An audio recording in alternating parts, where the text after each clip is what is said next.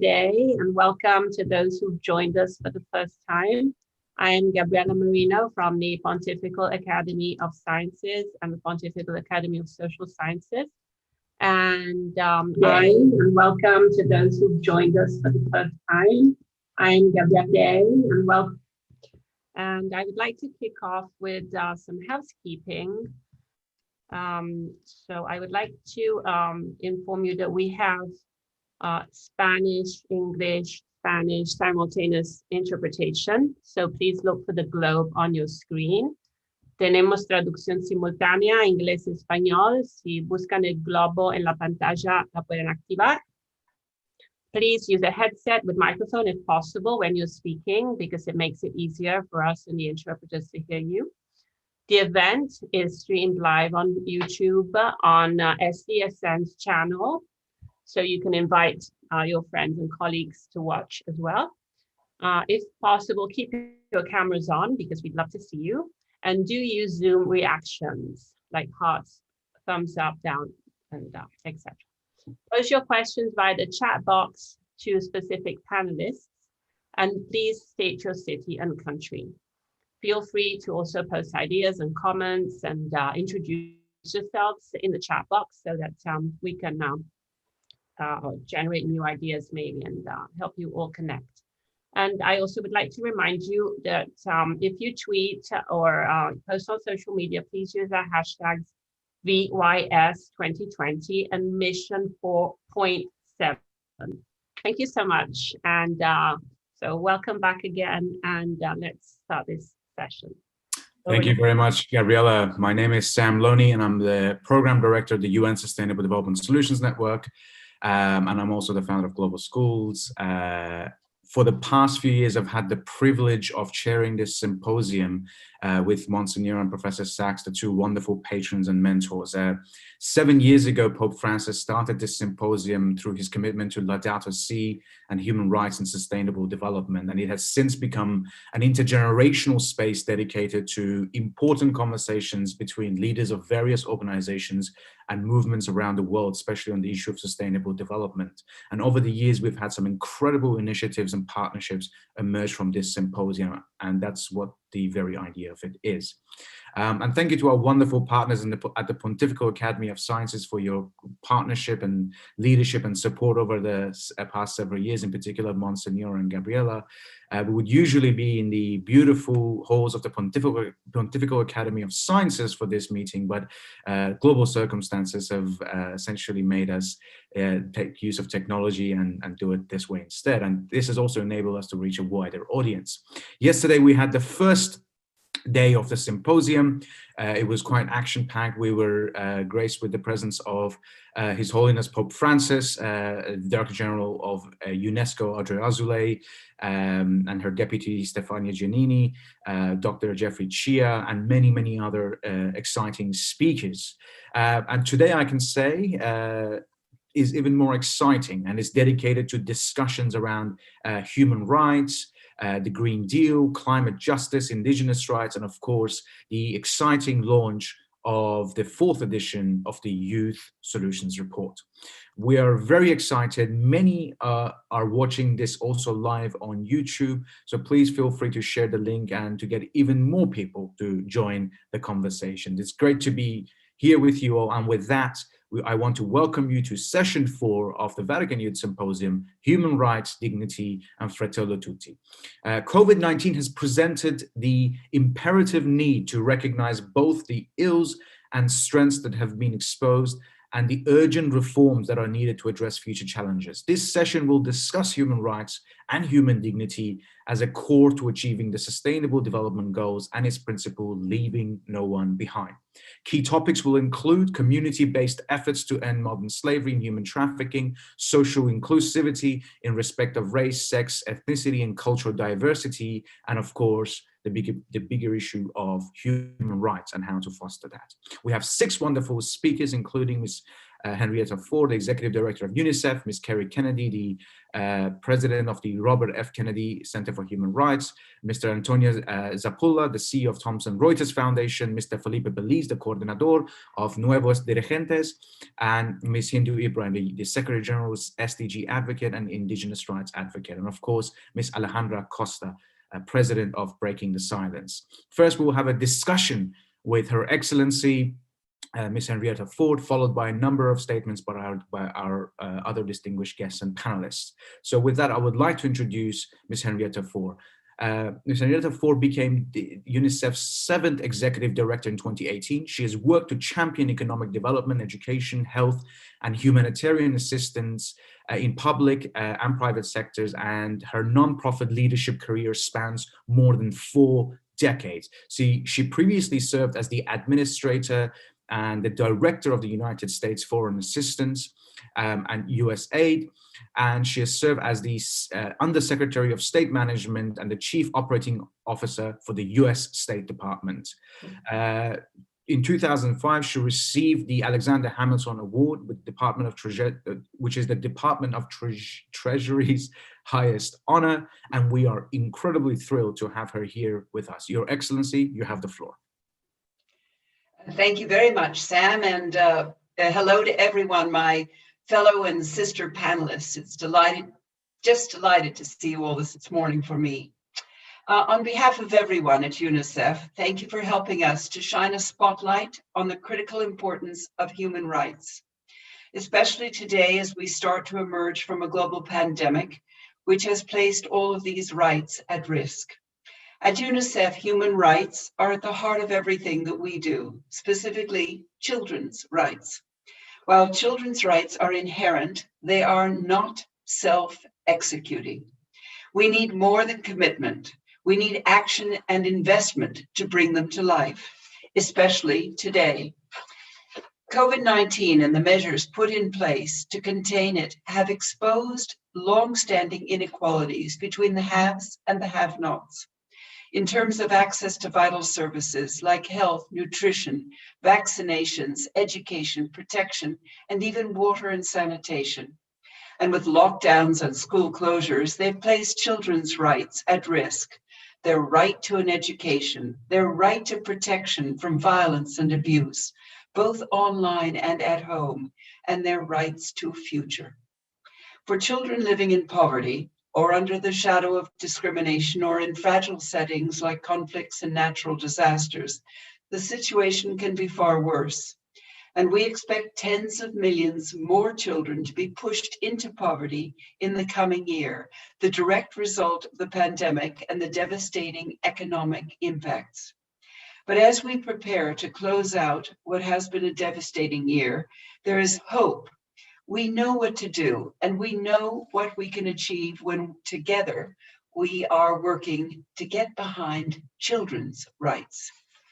A recent report from UNICEF and the Universal Rights Group outlined a series of examples where we've worked with our partners to bring human rights to life for millions of children around the world.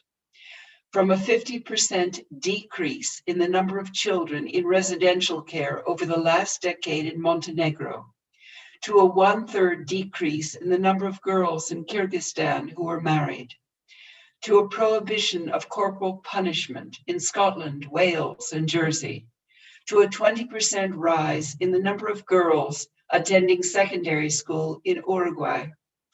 And the generous support of our partners means that we are taking action to reverse the rights crisis imposed by COVID-19.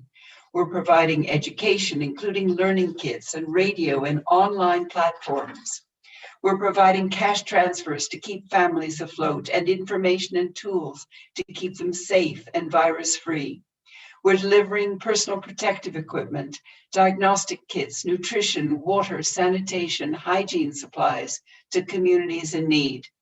And we're restarting vaccination programs, the campaigns that make a difference to a child's life early in their life, and playing a frontline role in the delivery of the COVID-19 vaccine through the COVAX facility.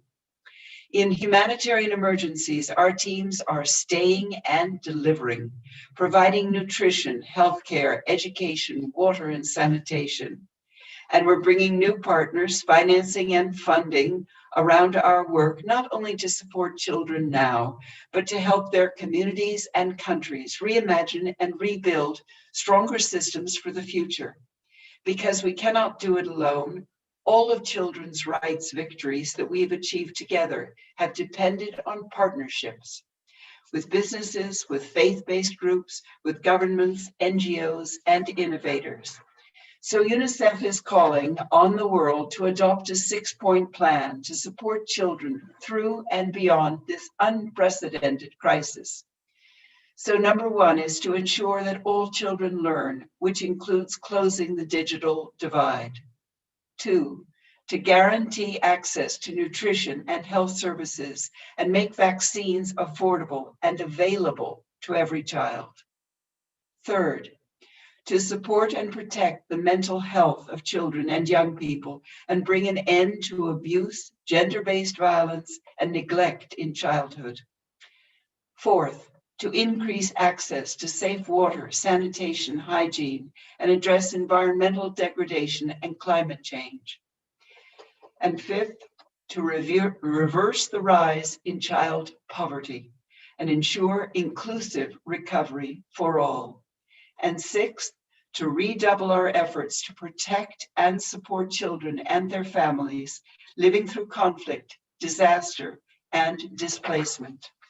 As a global community, let us use this moment to redouble our commitment to children's rights everywhere and to emerge from this historic period stronger and more united behind children. So UNICEF looks forward to walking this path with you. Thank you very much, Sam. Thank you very much, Ms. Flora. Thank you for your inspiring comments and overview of the challenges that have been created as a result of the pandemic. And I read, and you recently said in a news article that when a devastating pandemic coincides with conflict, climate change, disaster, and displacement, the consequences for children can be catastrophic. How has this pandemic been catastrophic for children and adolescents? And perhaps if you have any specific cases. Well, Sam, let me go to mental health, because that's one where you hear the voices of children that often do not get heard because you cannot see the scars of mental health on the outside of a child. You can only hear it inside when they are in those quiet moments and they're able to share and say something and break the silence. So the helplines have really been used. Children are calling in from all over the world. And one of the things that they are saying in the helplines in their own countries is that there's much more violence at home and that they need help to find a safe place. They want the schools reopened so that they can see their friends and a teacher. They want someone that they can turn to, a counselor, someone who can be there as a friend to hear them. They are also finding, and they're reaching out about a need for knowing more about the internet. They're online a lot more. There are many predators online. So mental health is an area that we really need the world to pay attention to and to hear their voices. And there are a number of hotlines and helplines that I'm sure you'll be discussing today, but all of them should be used. The voices of children make a difference. Thank you very much for pointing out to the mental health, epidemic, and of course the challenges that have been created by the pandemic. And the Secretary General recently talked about the domestic and gender crisis at home, and I think you rightly point out that these are very complicated issues and that need urgent attention. We have actually a question here about the importance and the preparation with regards to the vaccine. So affordable and available vaccines are necessary. Is there a plan from UNICEF to address the resistance to get vaccinated in different parts of the world? Yes, so one of the things that we are talking a lot about is to make sure that people know which are trusted, safe resources online. 1 in every 3 users on the internet is a child, and they are getting an education as to what is real and what is not real, what they should trust and what they should not trust. Trust is very, very important now for children, and they need to hear from we who are the trusted resources. So one of the things that we are saying is that it is important to keep routine vaccinations going. There is a very understandable hesitancy on the part of parents. They can see things. They do not know where they come from. They have not had access to many of the trusted resources. And so they do not know if taking a polio vaccination will give their child polio. It does not, but they do not have all of that information. Measles, the same thing, all of those routine shots. And now comes COVID-19. It's moving fast. Many young people and many of their parents are thinking that it's come so fast that they don't know if it's had time to be tested. So it's just very important that we talk to everyone about trust, about how vaccines are tested, why they work, how they work, which ones have been approved by the World Health Organization, which ones they should be seeing in their own communities. But I think as this year progresses, it will be extremely important for all of us to talk about the good that vaccines have accomplished. I mean, the fact that we have overcome smallpox and 99% of polio in the world is a great gift to the world, but we need to talk about it as a community. Absolutely. Thank you very much. We actually have a follow-up question here from Robert, who says that could you possibly share some examples, positive stories of resilience in children and communities who have been hit hard by the pandemic? And could we apply these takeaways in other global settings? Well, there's some wonderful ones that are just coming out. So much of the resilience comes from children who are out of school and who begin to get remote learning. And they are using everything. They are borrowing the cell phone from their father or their older brother or sister. They are working with a radio at night, or they are working with whatever they have at hand. They're sharing, they're collaborating. And many older siblings within a family or within a neighborhood are helping to teach younger ones so that they're becoming teachers in the neighborhood and in the family. But there is so much more of this that we can do. There is a new website that has set up called the Global Development Commons, which is a place that one can go to look up what's happening, what are best practices and best examples from countries all over the world. And it's from individuals as well as from ministries and from nonprofit organizations. So take a look at those. It is a resource for everyone. Thank you so much. And one final question, if I know you have to rush off, but perhaps within a minute. UNICEF have created several very innovative solutions that engage young people. You just mentioned the Global Development Commons, which we're a proud partner of. How will these innovations engage young people in securing their rights as children? And how can the audience here get involved and support UNICEF in the crucial work that you're doing around the world? Right. So we want everyone to be engaged in the discussions, because you'll see good examples that could be used somewhere else in the world. So come visit the Global Development Commons. We also have something called U Report, U like the letter U, but it means you. So we want you to tell us what's going on in your community. So whether it is a natural disaster, the hurricanes that came through the Caribbean and Central America, talk about what's happening in your community, share that information. It makes you part of the solutions. You know, when we roll up our sleeves together and start implementing some of these solutions around the world, it makes all of us feel better, that we're part of a global community and that we're helping someone else.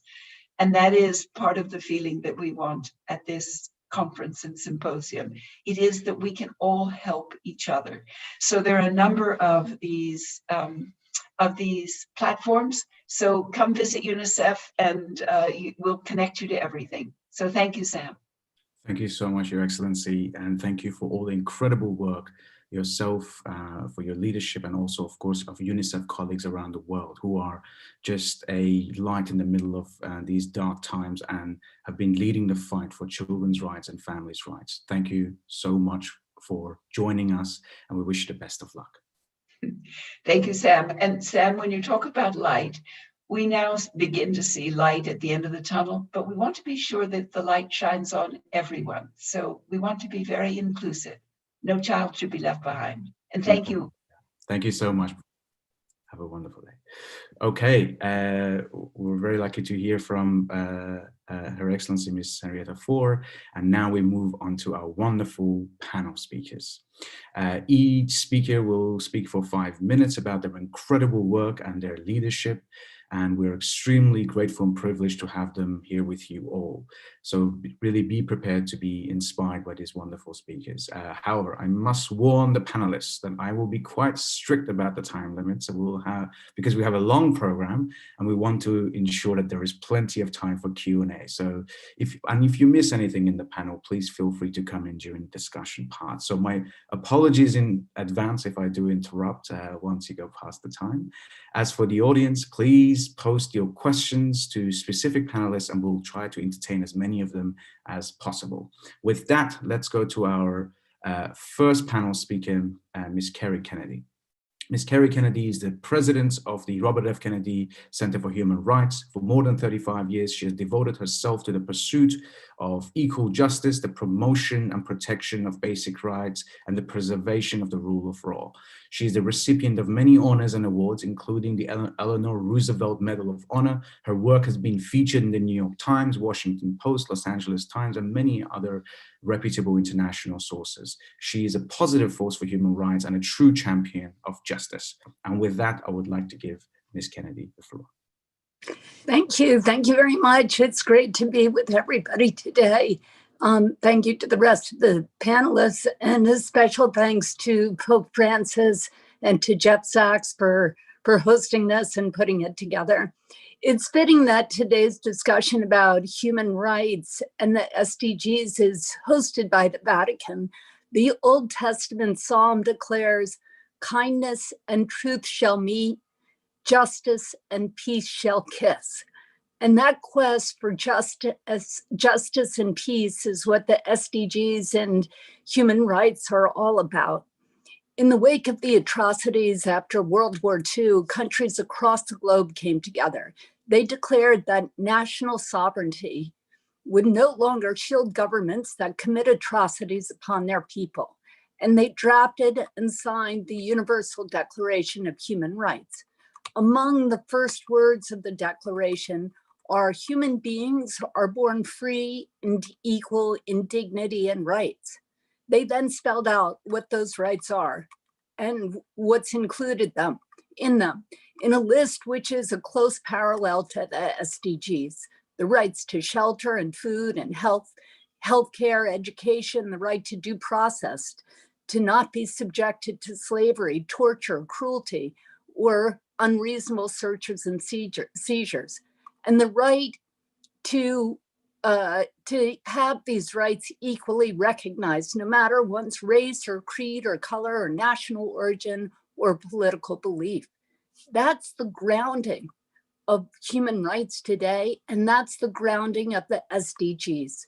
Without human rights, the SDGs will never be realized. At RFK Human Rights, we sue governments who abuse those rights. We work in partnership with marginalized people because we believe those who are closest to the problem are closest to the solution. And we work on preserving and expanding civic space, because unless journalists can cover the news and dissidents can safely criticize policies and human rights defenders can protect their clients without facing imprisonment and torture and death, unless these conditions are met, no one will be secure in achieving the SDGs. We work with investors in the largest corporations to help assure that those companies treat everyone up and down the supply chain with dignity. The investment industry has $70 trillion in assets, literally all the money in the world. But how much of that is controlled by women and minority-owned firms? Less than 2%. We are working to diversify the control of the supply chain of money so that children and youth across the globe can have access to basic needs. But even if the governments behave and the corporations comply with the international norms, it will all be for naught unless the next generation of human rights defenders know their rights and are trained to use them and are confident in their capacity to speak truth to power. On that day, when we all know our rights and know how to assert them, on that day, the psalmist's vision will become a reality. And on that day, kindness and truth shall meet, and justice and peace shall kiss. Thank you very much. Thank you very much, Ms. Kennedy. And you rightly pointed out, without human rights, there is no SDGs, and I couldn't agree more. And thank you for your leadership and inspiring work that you've been doing through the center. It is truly an important beacon for safeguarding rights and justice around the world. So thank you for that. And now we move on to our next speaker, Mr. Antonio Zapula. He's the CEO of the Thomson Reuters Foundation, the corporate foundation of the global news and information services company Reuters. He's the founder of Openly, the world's first platform dedicated to fair, accurate, and impartial coverage of LGBT+ stories with distribution through Reuters Wire. He sits on the boards of Open for Business and the International News Safety Institute, and he's a member of the steering committee of the Reuters Institute for the Study of Journalism at the University of Oxford, where I'm currently based. Antonio, with that, I'll give you the floor. Thank you, Sam. It's a pleasure to be here. Human rights, as Gary was saying earlier, it's really at the center of the framework towards which we work, in order to achieve the SDGs.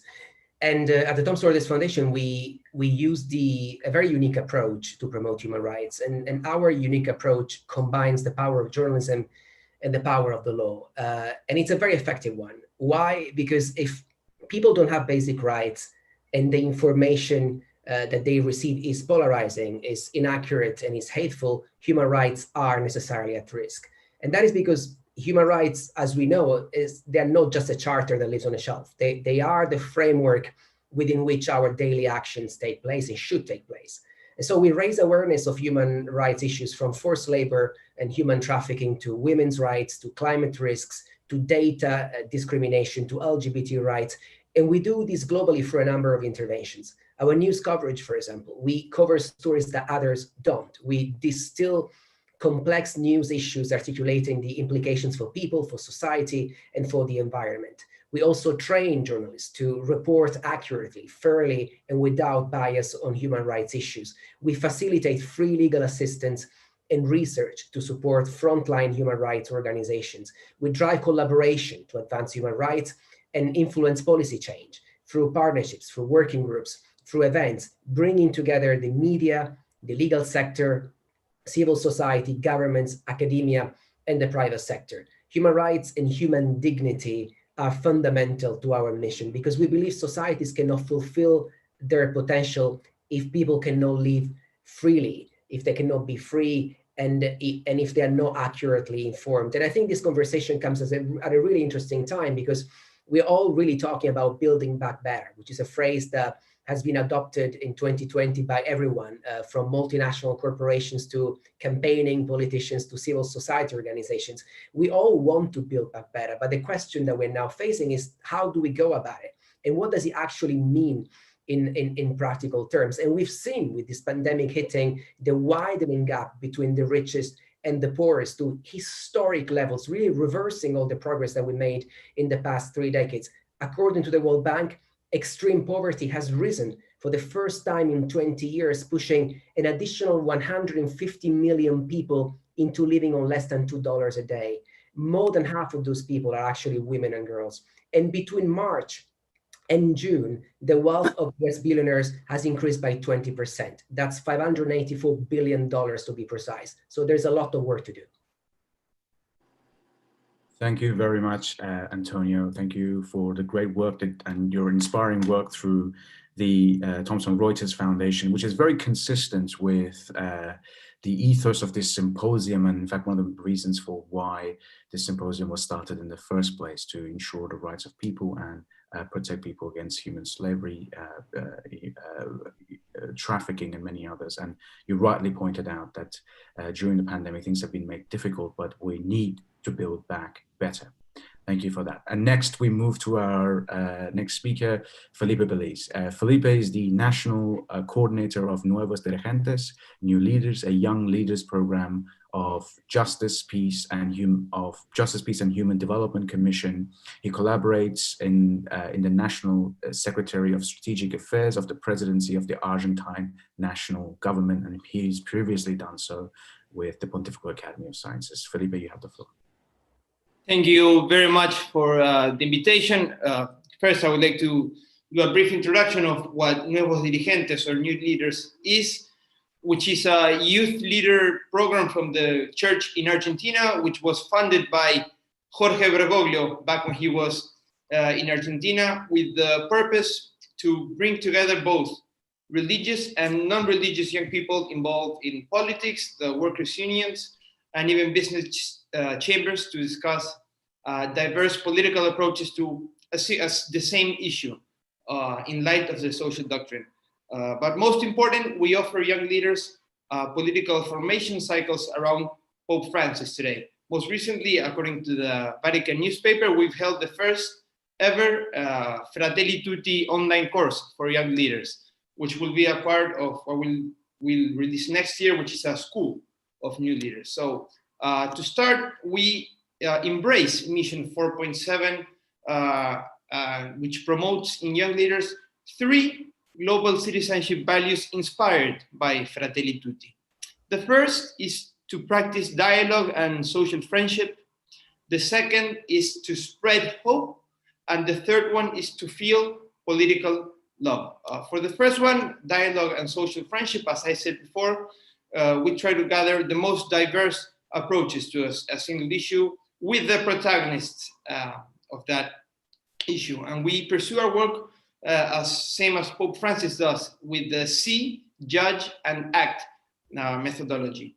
In Fratelli Tutti, the Pope says that the best politics seeks fruitfulness over results. So therefore, we believe that by educating the young leaders in the constant practice of dialogue, it will give us a shortcut to achieving the SDGs, which brings us to the second value we promote, which is hope.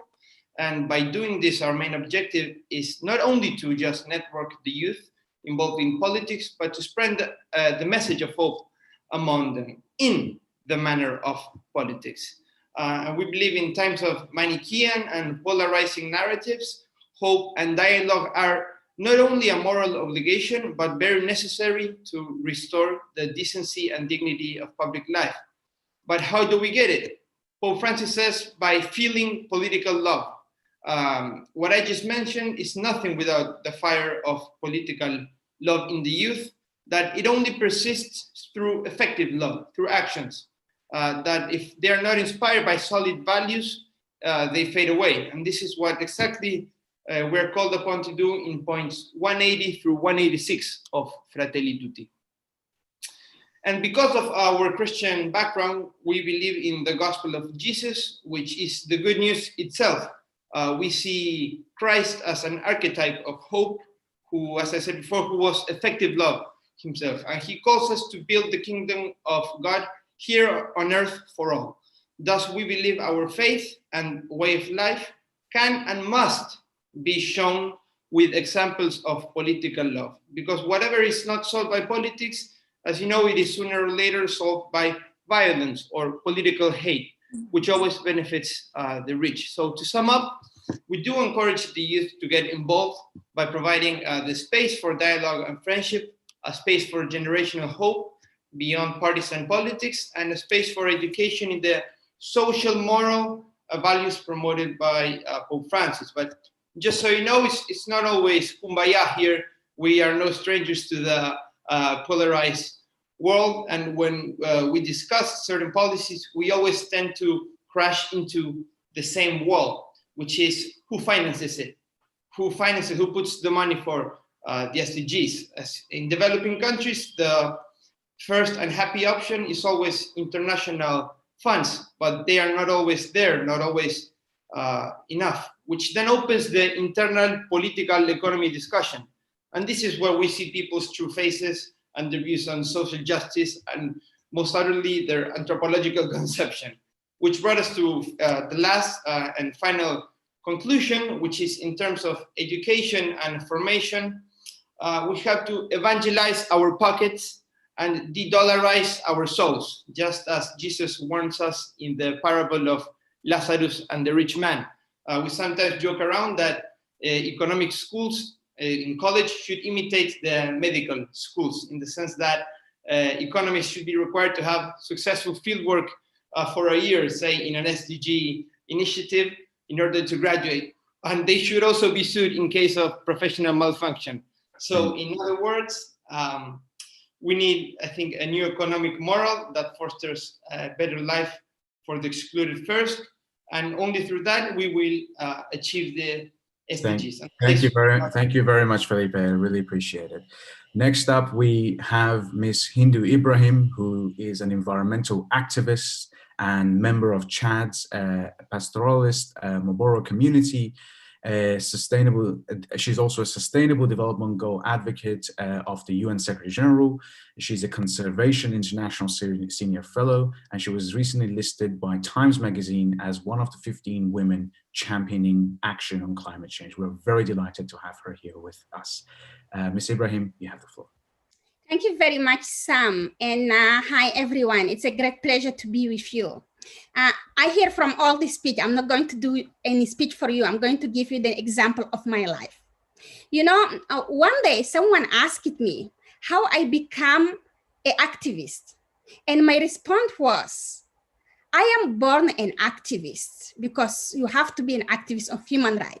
When you're born in a community who do not have access to water to drink, access to electricity, access to education just to go to school, access to hospital when you are sick.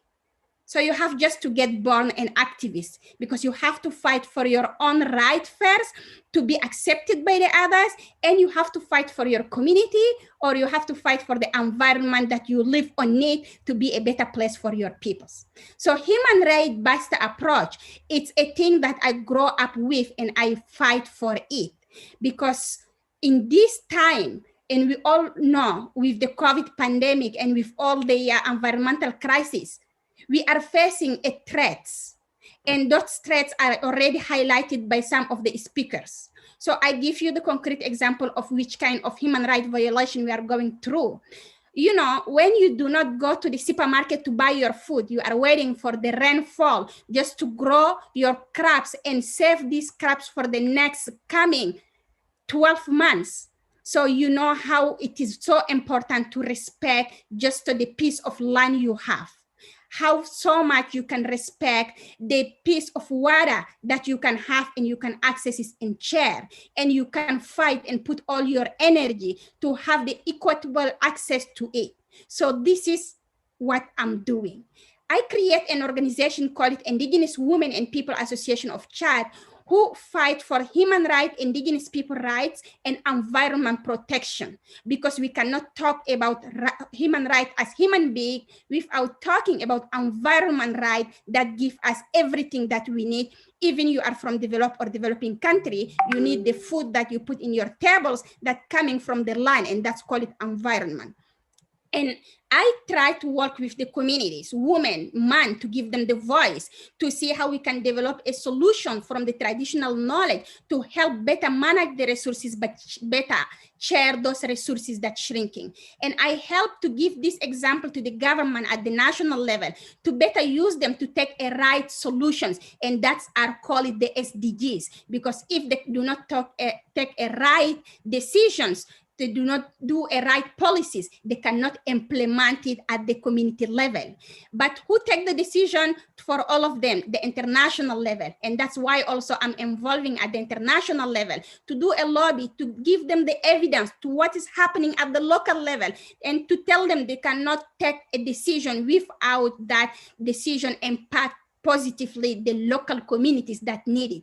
And this is leaving no one behind, because if they do not understand, they always leave the people behind and they create the inequality and injustice. So that's why I am so happy to be an SDG advocate and to work with young peoples, with women, with marginalized communities, with indigenous communities, to ensure that we do not leave no one behind. And in this note, we know we are in a very urgent crisis. We have only 10 years to achieve SDGs. We have 10 years to go through all the environmental crisis, climate change, biodiversity loss. And who are there? We have youth. So young people are there with all the knowledge, expertise, and traditional knowledge are there. So we need to come all together to implement the SDG 17, who is the partnership, to partner all together from religious, from communities, from scientists, technology, traditional knowledge, and act to help and serve my peoples to do not be left behind, and all the other indigenous peoples to do not be left behind. And finally, the green recovery. It's a very important part. So green recovery must leave no one behind, and it must respond to the basic needs of the peoples getting access to the right.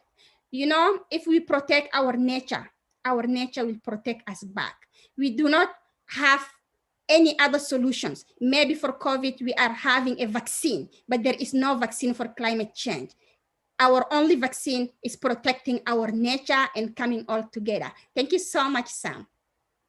Thank you so much, Mr. Ibrahim, for your inspiring call to action. And you rightly pointed out, if we protect nature, then nature will protect us, and there is no vaccine for climate change. Thank you so much for your inspiring work and advocacy for the Sustainable Development Goals. Our next speaker is Ms. Alejandra Costa. She's a social worker and entrepreneur specialized in modern slavery and human rights. She's the founder and president of Break the Silence, a nonprofit organization that works against human trafficking in Spain. She's a United Nations Foundation Fellow and has been recognized as one of the turn persons that will lead the future of Spain. We certainly hope so. We're very lucky to have you again, Alejandra. You have the floor. Hi, everyone. Good afternoon. I'm so happy to be here with you all. Thank you, Sam, Monsignor, Gabi, for organizing this great event. I always enjoy being here with you all. So I want to tell you a little bit about how my organization has faced the pandemic. I direct an organization called Break the Silence, and we work with human trafficking victims. So in the past few months, we have been told several times that COVID-19 does not discriminate people. We have been told that it affects everyone, but truth is that this pandemic has a double impact in people who experiment social and economic exclusion. And I want to share with you the work we have been doing. On March 14, Spain was locked down because of the pandemic, and we had to stay at home as the rest of the world, I guess. While some of us had the possibility of working from home and not being exposed to the virus, more than 45,000 women and young girls in my country did not have a home to come back. They got locked down in brothels and apartments with the pimps and traffickers who forced them into prostitution with other women and girls in the same situation. To be pretty honest, this situation found us without tools and strategies to face the hunger, the financial needs, and situations of violence and abuse the victims were suffering during the lockdown. In the middle of this moment of mental breakdown, because honestly, we didn't have an idea of how to face this situation, we started to receive thousands and hundreds of cases of underage girls that had been targeted through the internet and that were being forced into prostitution to feed their families during the pandemic. They were targeted in platforms we use every day, like Facebook, Tinder, Instagram, but they were exploited in platforms we shouldn't use every day, like OnlyFans, Strip Chat, Pornhub. This reality of modern slavery online has been happening for many years, but I must be honest, in Spain, organizations that work against human trafficking didn't have a clue of this, and we did not have a specific knowledge on this until the pandemic started. To obtain this quality information about how the crime works online, we started to research and collaborate with platforms that legitimate the crime without knowing it. And we started to think about how to offer access to justice to these victims of online trafficking. And we have learned something in this process that I want to share with you. The first thing of all is that smugglers use legal tools to legitimate illegal activities. I have never seen such a great ability to innovate in the middle of this situation. They map vulnerable victims and they exploit them. And in a moment when almost everything is online, the non-profit sector needs to innovate more than smugglers do, because thousands of lives depend on our ability to find better solutions to guarantee online safety. Our society has more access to information than ever before, but there is a lack of quality tools to put in practice the information we receive. Tech and financial companies have structures that facilitate trafficking, but they do not always know or have specific information about how the crime works online through their platforms. Sometimes they even think they can do nothing about it. This is why we are developing technology tools that predict how traffickings capture their victims in different platforms such as Twitter or Facebook. And we are working with artificial intelligence because it gives us patterns that allow professionals working in these companies to develop strategies to impede smugglers continue their activities with total impunity in these platforms. We have more than 40 million slaves in the world today, and we urgently need to work with every sector of society, including the private sector, to end slavery. Behind all of this research, there are lives of people in vulnerable contexts who suffer violence, abuse, poverty, and who are forced into sexual exploitation just to feed their loved ones. I have seen hundreds of times the effects of human trafficking, and I cannot explain the pain I have seen. I cannot explain the stories I have heard, and I cannot explain how it feels to see the scars and the trauma of abuse. But I can generate quality information and develop tools to avoid more persons to experiment slavery. During these 6 years working against trafficking, I have seen how humans can commit human rights violations and do evil things.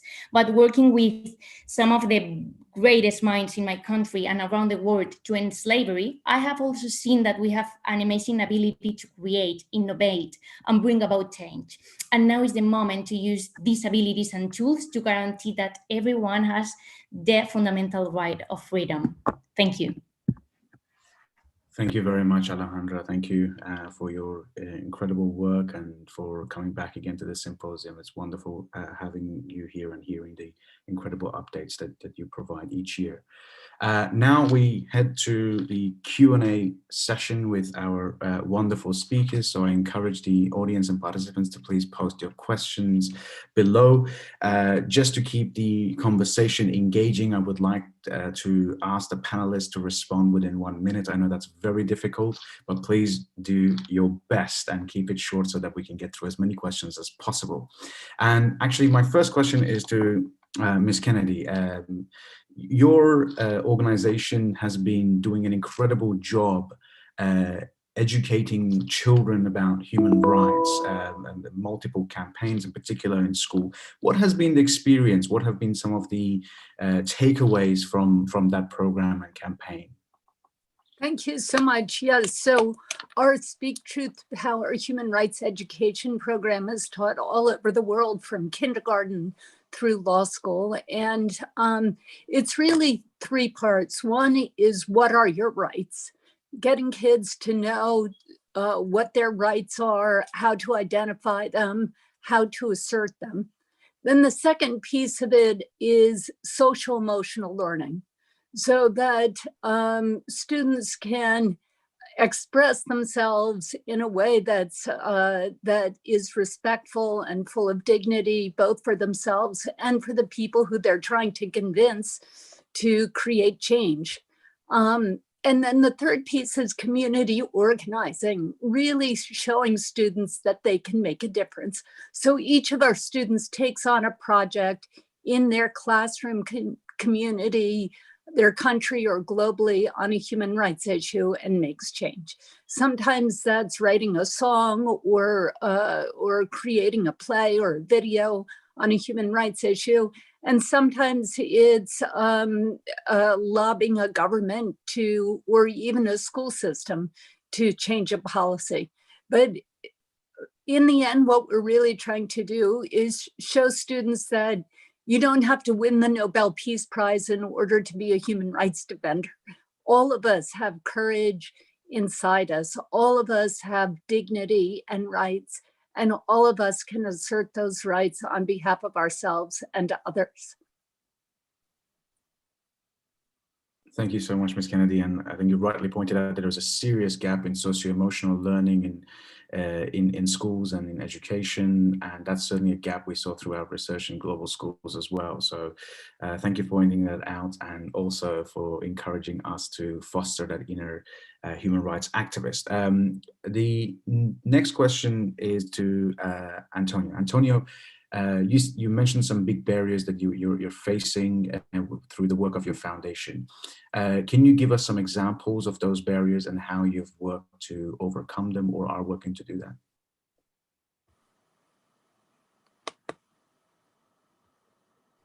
Okay, I think I'm muted now. As I said, for us, the key to unlock these barriers really is this combination of media and legal intervention. And we've seen, especially with COVID, this vulnerability is really spreading around the world and becoming much more exacerbated. And perhaps I can give you a bit of an example of what we've done on a practical level, because I think it's important to understand that I think everyone in this ecosystem has a role to play. And solutions might not be appearing as immediate, but they are actually out there. In March this year, for example, we launched something called the COVID-19 Crisis Reporting Hub to really support journalists in the Global South. And we started from Africa because at the time in March, the pandemic really hadn't hit Africa the way it did later. And as we've seen, and this is the starting point for us, this pandemic is not just a health crisis. It's also an information crisis, with misinformation, disinformation, propaganda being really disseminated across the world, putting the lives of many people at risk. And many journalists have zero or very limited health reporting experience.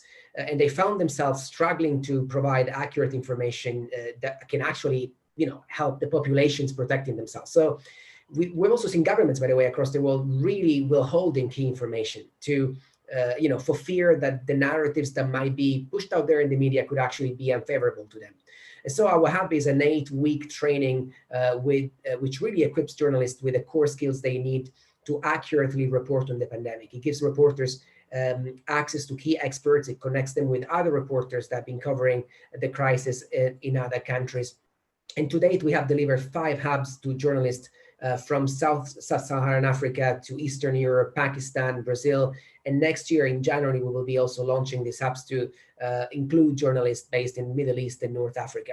But we also stepped up our own news coverage. And that's really important because we really focus on the impact of COVID-19 on people, society, and the environment at a moment when the narrative was really about the numbers. I mean, if you remember in March, in April, the story was the numbers, how many people are dying, how many people are hospitalized. But we've written about the rise of domestic violence as a result of COVID. We shed a light on the sufferings of those working at the bottom of supply chains, producing actually the goods that we were consuming desperately at the time when supply chains were in disarray, often without PPE protection with any basic right. We've written about the way COVID affected the most marginalized groups of society, and we provided pro bono legal support to facilitate assistance for NGOs and social enterprises at a time when they really were the most stretched. A lot of organizations, civil society organizations, were really at risk of closing shop. And so we help them navigating the legal uncertainties from how do I extend my holiday mortgage period to, or how do I pay rent? How do I get out of a contract? So really providing concrete supports to organizations. And we really have seen how social enterprises can actually provide solutions which can really be adopted at speed all around the world. So our support, if you want, it's more systemic. It's a combination of skills. And that is for us what unlock barriers, because we don't work in isolation. I mean, we work with partners that are actually on this goal, including the Robert Kennedy Human Rights Foundation. We work together. We always work in coalition, because these issues are so systemic and so large that we cannot no longer continue to work in isolation. We really need to join forces. Great, thank you very much. Next, we have a question here from Noha Khalgi, and I'll put this question to Ms. Ibrahim. How can young people be advocates for human rights and join your efforts in supporting the most vulnerable population in our communities without causing harm to these communities? 1 minute. Right. Thank you, Noha. I think young people's already doing, and they can do that better by joining the campaign, for example, because there are a lot of campaigns that going on, and everyone can find the campaign who is in his country or his region to join and be an advocate of human rights.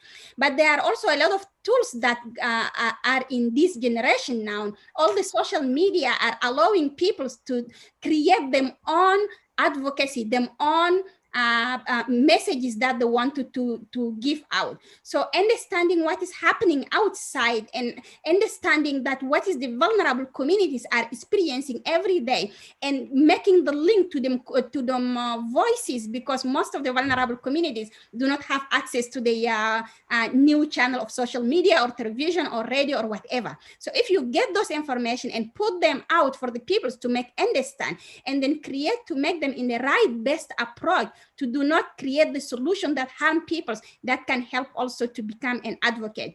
And finally, to give the voice, you know, most of the peoples that want to, when they hear about the human rights violation, either on water or on the land, or just they kill the human rights defenders, so they do not take the information to them.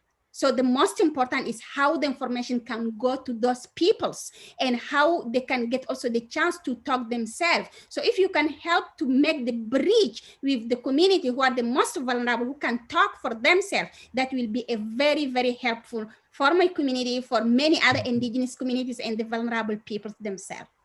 Thank you very much for that. Here we have a quick question to Alejandra. In which geographical location do you work, and can you highlight the state and process of prosecution of those who have been arrested, and how many have been arrested? You know, how effective is that prosecution process? You have 1 minute. Okay, I'll try. So I work in Madrid, Spain, and I do not have a big clue of how this technology we are implementing works in another country. So I don't know if it's easy to replicate, because I want to put you an example. When we see trends of how traffickers target victims, we start working to prosecute that trends, and the next week they have changed. So this is why we need technology, because we are not as fast as they are. So this works in Madrid, Spain, but I don't know if it works in other countries.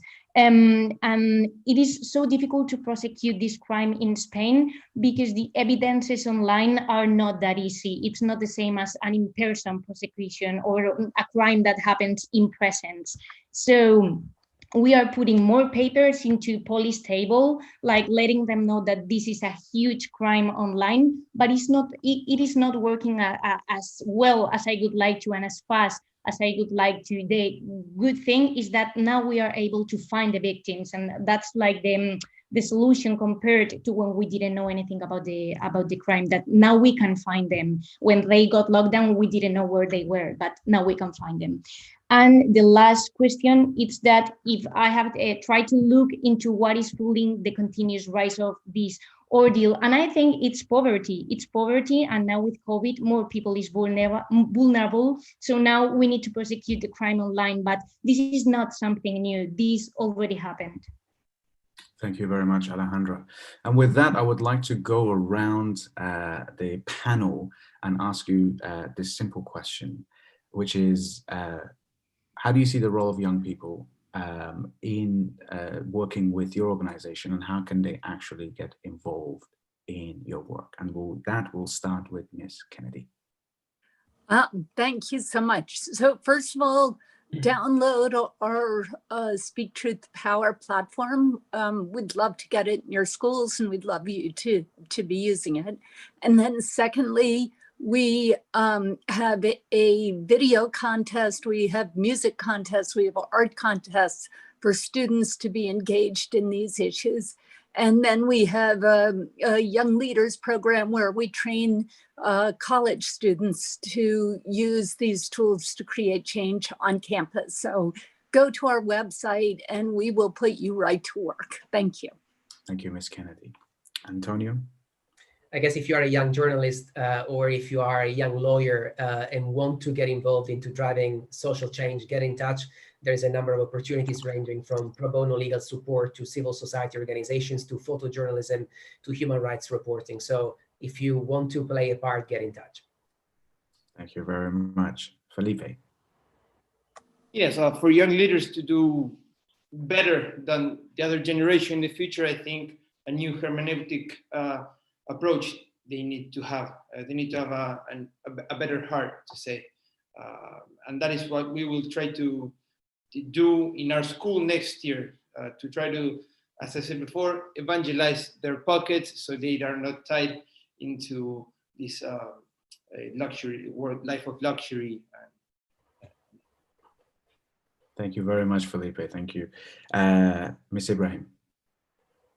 Yeah, young people can help to get out our voices. So help to get it out and hold your government accountable. They have to take the right decisions and they have to be responsible. For example, stopping the fossil fuel. For example, acting responsibly because we have the same planet. If they violate the right of the peoples where they are, it's going to impact us in the far away. So act and hold them accountable. That can help the life of all of us to be better. Thank you.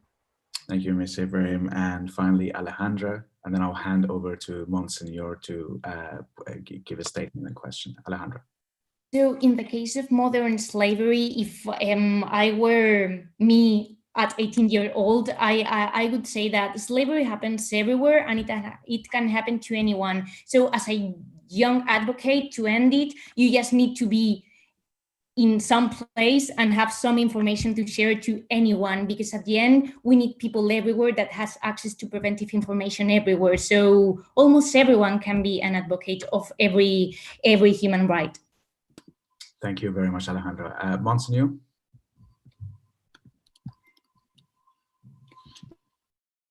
I want to ask to all, it was very, very interesting, the different contributions.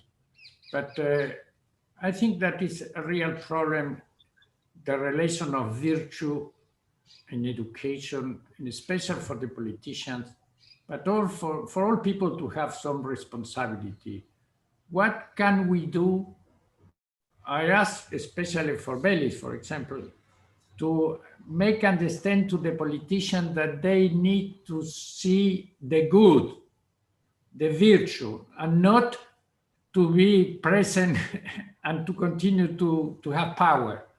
This is a real problem, because really education is education, not only information, not only knowledge, but also ethic. And today the great problem is that we don't have ethic, not have virtue.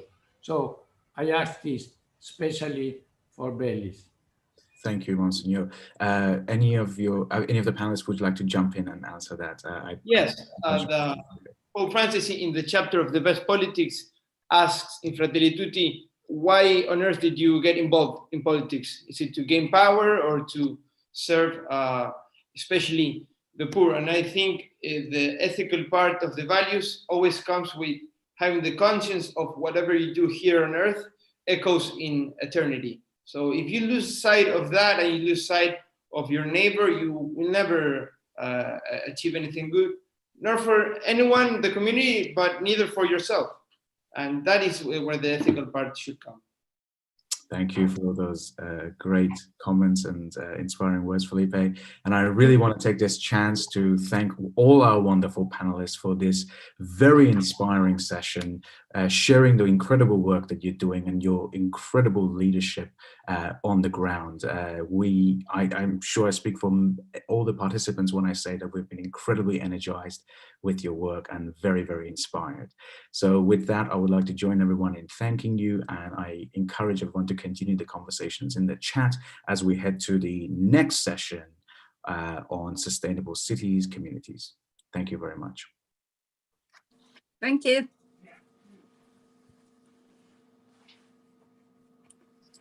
Okay, we'll have a 30-second break and then we'll go shoot straight into the next session.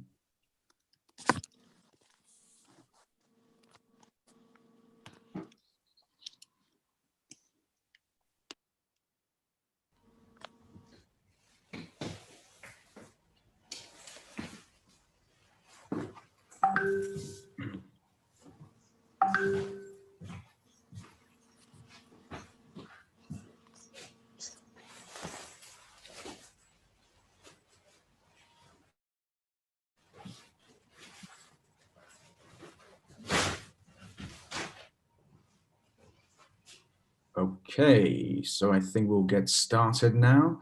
Welcome to session 5, Sustainable Cities and Communities. We have a very exciting session here for you. I will do the introductions and then I'll hand over to my colleague Kayla Colliard. COVID-19 has placed unsurmountable pressure on cities and communities, and in responding to this situation, innovative, scalable solutions and measures are needed. The session will discuss recent movements pushing to address sustainable development from an urban perspective. Key topics will include a holistic look at the innovations in technology and infrastructure that are making cities and their peripheries and their surrounding communities more livable, equitable, and sustainable. It will also touch upon issues of climate change, climate justice, social transformation, and of course, decarbonization. We have 6 wonderful speakers with us today. Professor Yanis Varoufakis, Mr. Eric Garcetti, Mr. Eli Calab, Mr. Chris Castro, Professor Marcelo Suarez Orozco, and Ms. Alexandra Villaseñor. We will first have a quick discussion with Professor Varoufakis, followed by a number of statements by our distinguished guests. So, Professor Varoufakis is an economist and politician who, as Greece's finance minister in 2015, led the struggle against the European Union's and International Monetary Fund's austerity and bank bailout policies. Since then, he co-founded DiEM25, the democracy in Europe movement, where the likes of Julian Assange, Noam Chomsky, and Slavoj Žižek and Naomi Klein are on the board of this organization. Before his election to Greece's parliament, Professor Varoufakis taught economics in universities in Britain, Australia, my home country, and the United States and Greece for 3 decades. He's also the best-selling author with one of my favorite books, And the Weak Suffer What They Must, Europe's Crisis and America's Economic Future. Professor Varoufakis, welcome to the symposium. You have the floor. Thank you so much. Thank you for the very kind introduction. And thank you for the invitation. Okay, sustainable cities. I'll just drive straight into the center, the epicenter of the subject. And in particular, I want to motivate the discussion by highlighting the intimate connection between technology, ownership, and urban life.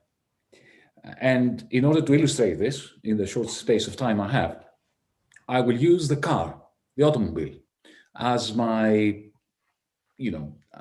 parable, if you want. Because if you think about it, the world we live in is the result of the second industrial revolution, the conversion of capitalism from a free market economy, social economy, to effectively an economy that is ruled by very large corporations, using the economies of scale that electromagnetism and automobile production generated around 1910, 1920. Henry Ford and, of course, Thomas Edison playing substantial roles. And if you think about it, on the one hand, you have the electricity generating station with a grid and the car. These two, if you want, products, the car and electricity, as well as the grid and the power generation of it, they transformed cities. This is what created the city as we know it. New York, all the way to Sao Paulo, and Johannesburg. The automobilization of society is, if you want, one of the main driving forces, both of capitalism as we know it and the creation of urban space. Now, one thinks immediately when you think of cars invading cities in the 20s, 30s, 40s, 50s, 60s, of course, as the generator of pollution, of congestion and all that. But these are essentially superficial phenomena compared to the real effect of the car, which is to create a very powerful socioeconomic force, which I shall, just for the purposes of our discussion, refer to as the automobile industrial complex. Because think about it, all this economic power, wealth, influence, generated pressure upon city authorities to set aside public transport, remember the United States, to create roads that are much larger and they eat into pedestrian spaces. The immediate repercussion of that, let us not forget, was effectively to obliterate the distinction between the urban space, the suburb, and the countryside, with the sprawl, because it's only the automobile that allowed people, to commute 1, 2, 2.5 hours away from the city center. So this automobilization, which is part and parcel of the expansion and the creation of the city as we know it, is, I think, an apt cause for us to reconsider the future of urban living, of sustainable cities, but in conjunction with the green industrial revolution, which is coming. I don't know how fast it's coming, but in my view, it should come much faster than it is coming. And the relationship between the Green New Deal that we should be aiming at, not only to stabilize global trade, to reduce inequalities, to detoxify politics, but also in order to create a balance between cities, suburbs, countryside. The way in which we produce the new modes of transport and mobility, decentralized with, I hope, commonly owned, driverless electric vehicles, this is one example, powered by green energy generated also in a decentralized network. That is exactly the opposite of the monopoly capital model of Henry Ford and Thomas Edison. This is why we must think of our sustainable cities in the context of decentralized networks for providing power, energy, and mobility. Thank you. Thank you very much, Professor Varoufakis, for describing that process and shedding light on the on how sustainable cities can be created. I will, launch in with my first question, which is: you were one of the key architects of the European Green Deal, and had a very important role in crafting that.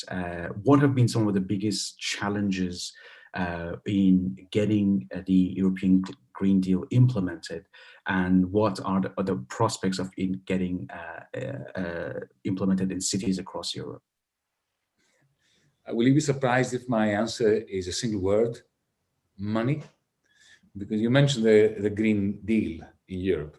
The tragedy of the Green Deal is that it sounds wonderful, but there's no money available for it. The European Commission and the European Council have flagged this as a significant priority project. They talked about €1 trillion, but the money's not there. It's all smoke and mirrors so far. One hopes that they begin with an admission of the importance of having it. They put very little money aside, something like 30 billion out of the 1,000 billion that they've talked about.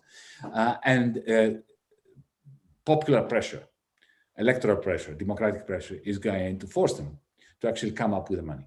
But this is a very important question. Where is the money coming from? It's very difficult to imagine that it can come from taxation today, given the pressures, especially of the post-COVID-19 world, on the budgets of governments and so on. but at the same time, we have to realize that, and this is how I finish my answer, we have to realize that we have a remarkable phenomenon in Europe and the world, but particularly Europe. We have the largest amount of cash available, savings, liquidity in the financial system in the history of Europe, and the lowest level of investment in the history of Europe compared to the available cash. So the cash is there. The problem is, how do you energize it? How do you press it into the service of what society needs, the green transition? Because at the moment, it's simply slashing around in the financial system, doing untold damage, creating inequality, pushing up share prices, house prices in Berlin, and so on. But it's not being invested where it should be invested. And the European Commission has no real proposal on the table on how to do it. So that's the long-winded version of the one-word answer to your question: money. Thank you very much, Professor. And how do you see the role of young people in accelerating this process, potentially getting bigger financial commitments and political commitments behind this deal? And how can young people get involved with this movement? Well, again, one word: crucial. The role of youngsters has already been proven significant, and I would also add crucial. The strikes by students, by pupils, for Fridays for Future, has been a great source of inspiration. It has really shamed politicians. Not that they responded yet, but this is the kind of pressure that youngsters must put forward. But if I may, there are two things that young people must do. Firstly, continue the pressure and build it up. Ignore old fogies like us. But secondly, start preparing an answer to the question that will be put to them when some journalist thrusts a microphone in their face and says, "Okay, so what do you want done? Okay, where will the money come from? How much?" This is why we need to provide them with a Green New Deal blueprint that provides them the material to change the world. We're not going to change the world. Our generation, we are hopeless. We are guilty, we're hopeless, we're a pathetic lot of losers. But the youngsters need to be provided by us our collective experience so that they can do the running on their own. Thank you very much, Professor. Really appreciate your comments and your overview of how young people can be involved. We also have a question here from Jorgen, who says, who congratulates your presentation and says, what could be the role of education for the kinds of transformation that we need and essentially decarbonization, Green Deal, and sustainable development goals? Look, I spent all my life as a teacher, right? So I think highly of education. And I'm still, a romantic who thinks that, you open a school, you shut down a prison and all that. But at the same time, the youngsters out there do not need their teachers to tell them what needs to be done. They can educate themselves. And the best way of educating themselves is by, having a drive, an internal drive, a collective ethos, organizing, and actually struggling. The best educator is a struggle against the vested interests who are prepared to see the earth die rather than give up on adding another few billion on already a huge pile of billions they already have. Absolutely. And Professor Varoufakis, if there is any, and I can definitely say that you are an excellent teacher and you continue to not only inspire us, but give us the very blueprint that we need for the decarbonization and a more just future for all of us. And thank you for your time. And I just wanted to give you the floor for maybe 1 minute for any final statements and call to action. Look, my great fear is inequality. And so much, not from a moralistic, ethical point of view, that too. But my great fear is that where we have the greatest need to pour money into creating good quality green jobs so that people can actually survive while saving the planet, where we have the greatest need for that, we have the least amount of money. And therefore, we need not only, for Barcelona, for Athens, for New York, for London, for the developed cities, to make themselves sustainable, but we need a massive redistribution of wealth, not income, of wealth from the global north to the global south. And for that, we need an internationalist movement. Thank you very much, Professor Varoufakis. Thank you for making the time and speaking to us. And we look forward to following in your footsteps and always learning from you as our great teacher. Thank you for making the time. It's been a pleasure having you here. And with that, we go to Mr. Eric Garcetti. Unfortunately, he was not able to make it live for this session, but he has sent us a video. Mr. Garcetti is the 42nd mayor of Los Angeles. He is also the chair of the C40, and his work in LA has led LA to become the first big city to adopt a $15 minimum wage, and is implementing the nation's most ambitious local Green Deal. He has also spearheaded nation-leading initiatives to confront the crisis of homelessness and stood up the nation's leading local testing effort during the COVID-19 pandemic. And with that, we'll watch a video from Mr. Garcetti.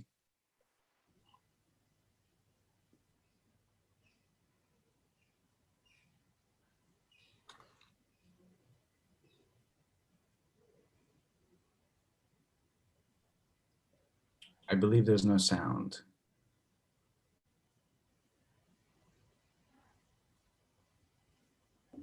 Let's try that one more time. Okay.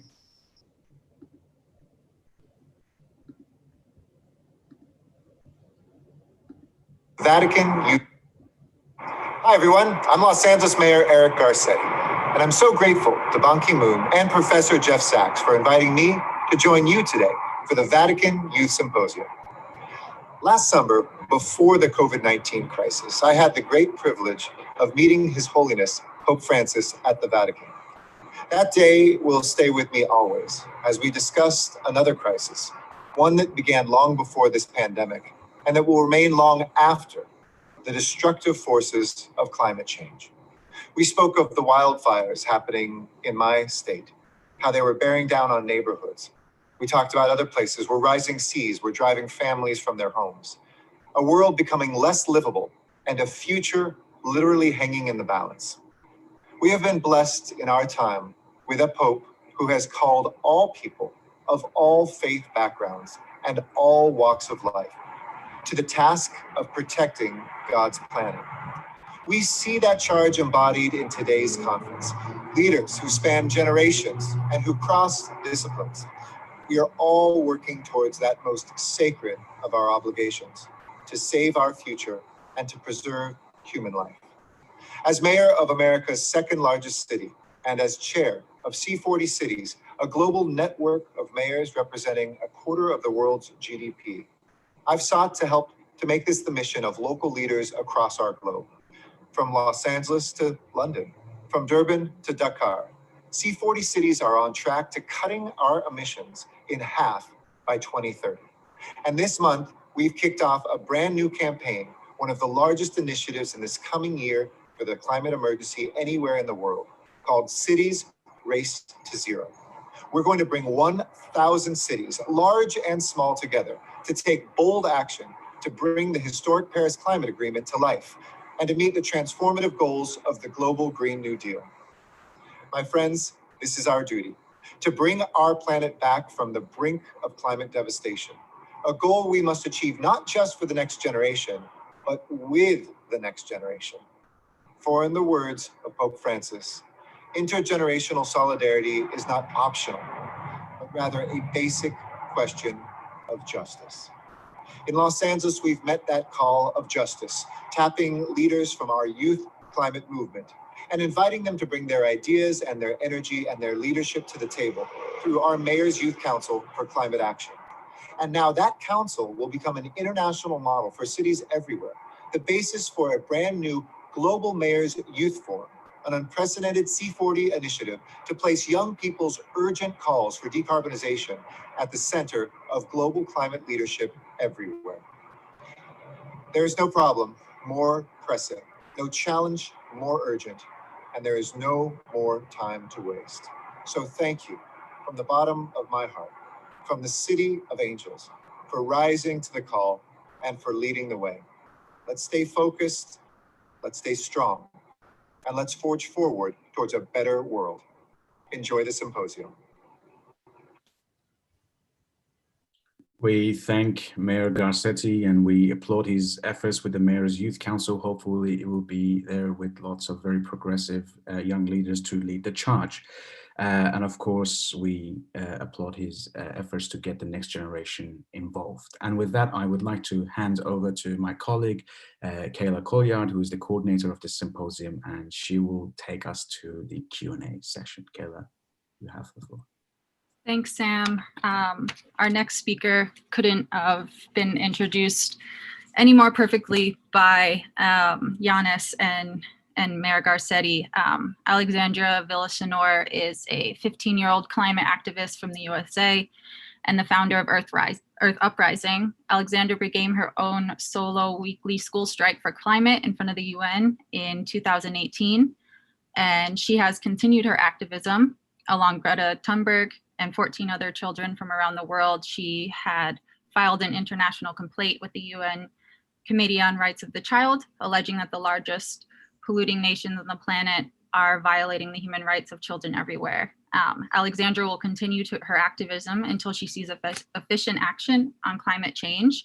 And as Mayor Garcetti mentioned, the wildfires in California, and Yannis mentioned Fridays for Future. Alexandra, I will let you take over and talk about the role of youth and your work. Yeah, thank you so much for having me here with all of you. I had the great opportunity to be with you all last year, and so I'm very happy to be joining you again this year. I actually am in Northern California right now, and this is the first time that we've had a break for longer than 3 weeks, and there hasn't been bad AQI. And of course it gets bad at night, but at least we're having a little bit of a break from wildfire smoke. And so I was just going to talk about these climate movements and give sort of an update, because it's been a very interesting year where we've had to learn and grow and adapt. And so first of all, hello everyone, and thank you for having me here.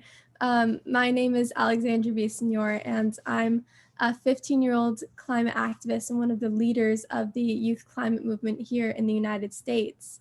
I also organize internationally and am the founder of the climate education nonprofit Earth Uprising International. And I began striking with Greta all the way back in 2018 when I launched a weekly Fridays for Future solidarity strike in front of the United Nations headquarters in New York City. And I remained out there every Friday until the pandemic hit in March of this year.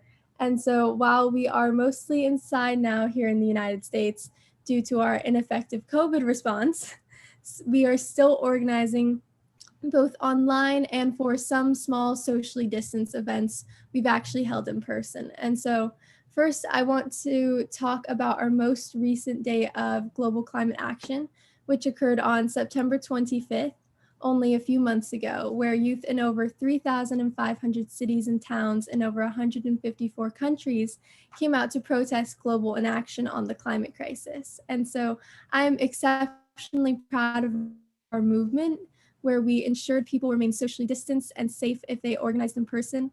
And for those who couldn't organize in person, on September 24th and 25th, we held the largest digital strikes we've ever had. And so this was where we flooded all social media platforms with posts and informations not only about the climate crisis, but in our messaging, we also continued to call out the largest polluters and the worst governments for their continued inaction. And so while digital actions don't see us on the streets, they do create an online conversation and drown out the messaging of fossil fuel friendly people and institutions. And they remind everyone that we will continue to be a voice and a presence, regardless of the crisis the world is enduring right now. And so another kind of action we're taking is we're littering public spaces with shoe strikes, sign strikes, and other kinds of signage, which also take up space in public venues. With respect to our plans for the future, right now, small groups continue to meet every Friday, like what you see Greta and some of her friends doing in Sweden. There are some small groups that continue to strike every Friday in person and socially distance. And there is a huge weekly digital strike movement that just continues to grow. And here in the United States, though, things are a bit different for us. As you know, we just had an election that will likely be a huge decision factor in the future of the entire planet. Our movement knows that we don't have a pathway to anything under 2 degrees Celsius without the United States involvement. And so I've been fortunate to be involved in the political process here in the United States. And I'm encouraged by many of Joe Biden's cabinet appointees. For example, we're bringing back Gina McCarthy, a previous head of the EPA, and she will assume a newly created role of climate czar in the White House. President-elect Biden has also nominated John Kerry as climate envoy to work with other nations and create global climate action. So I'm really excited that next month, when Joe Biden is inaugurated, we will also be rejoining the Paris Agreement finally. So things are really exciting here in the United States. And for the first time in my activism, we have an incoming federal administration that is listening to and working with activists. So we have been invited to talk with our leaders now instead of being frozen out by a bunch of climate deniers. Globally, we also know the world stands with us. We know everyone is watching us right now that the US election has passed. We're talking about how we'll represent the United States at COP26, and the youth will be showing up with our demands and voices in Glasgow next year. So I'm happy to answer any questions you have, and I want to thank you for supporting our movement and our organizing. Thank you so much, Alexandria. It's great to have you here. And next up, we have Christopher Castro. He is also a young award-winning sustainability professional, clean energy enthusiast, and eco-entrepreneur with a passion to advance smart, resilient, and sustainable cities in balance with nature. Since 2014, Chris has worked at the city of Orlando, and he is best known for his entrepreneurial efforts. Prior to coming to the city, he co-founded and is president of Ideas for Us, a global UN-accredited nonprofit working to incubate and fund innovative projects that advance the SDGs. And with that, Chris, I will hand over to you. Good day, Kayla.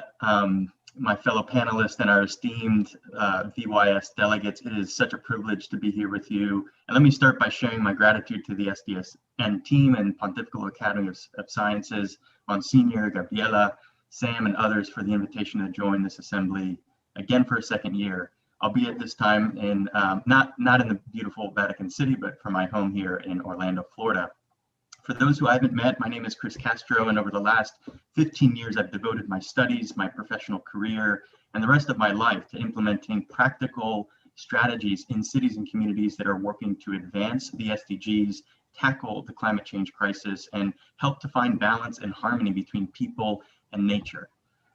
As mentioned, among other ventures, I'm also the co-founder and president of Ideas for Us and have worked with an amazing team, including our very own VYS alumni, Clayton Lewis Ferrara, to develop and implement local SDG action projects in now over 30 countries around the world. But today I come before you as my role as a public official in the city of Orlando, Florida, in my capacity as the senior advisor to our mayor, Buddy Dyer, and director of the city's Office of Sustainability and Resilience. In this role, over the last 6 years, I've helped to foster a wide array of public policies, community programs, and creative partnerships that are aiming to advance local action on the SDGs and our collective vision for Orlando to become a model city of the future. With cities contributing over 70% of global greenhouse gas emissions and on track to house more than 70% of the global population by 2050, cities and local governments play an integral role in redirecting our trajectory in a cleaner, more sustainable, and equitable way that addresses the needs of the most vulnerable first and foremost. In realizing our inability to solve these issues ourselves, we've begun to focus heavily on Goal 17 of establishing a culture of collaborations and partnerships with fellow regional governments, local clergy, businesses, nonprofits, and agencies that have allowed us to mitigate the worst impacts even of this global pandemic and continued our momentum to address our city's greatest needs. Because of these partnerships, we've been able to move the needle on our goals. And I wanted to spend a couple of minutes here just sharing some examples of what partnerships we're talking about.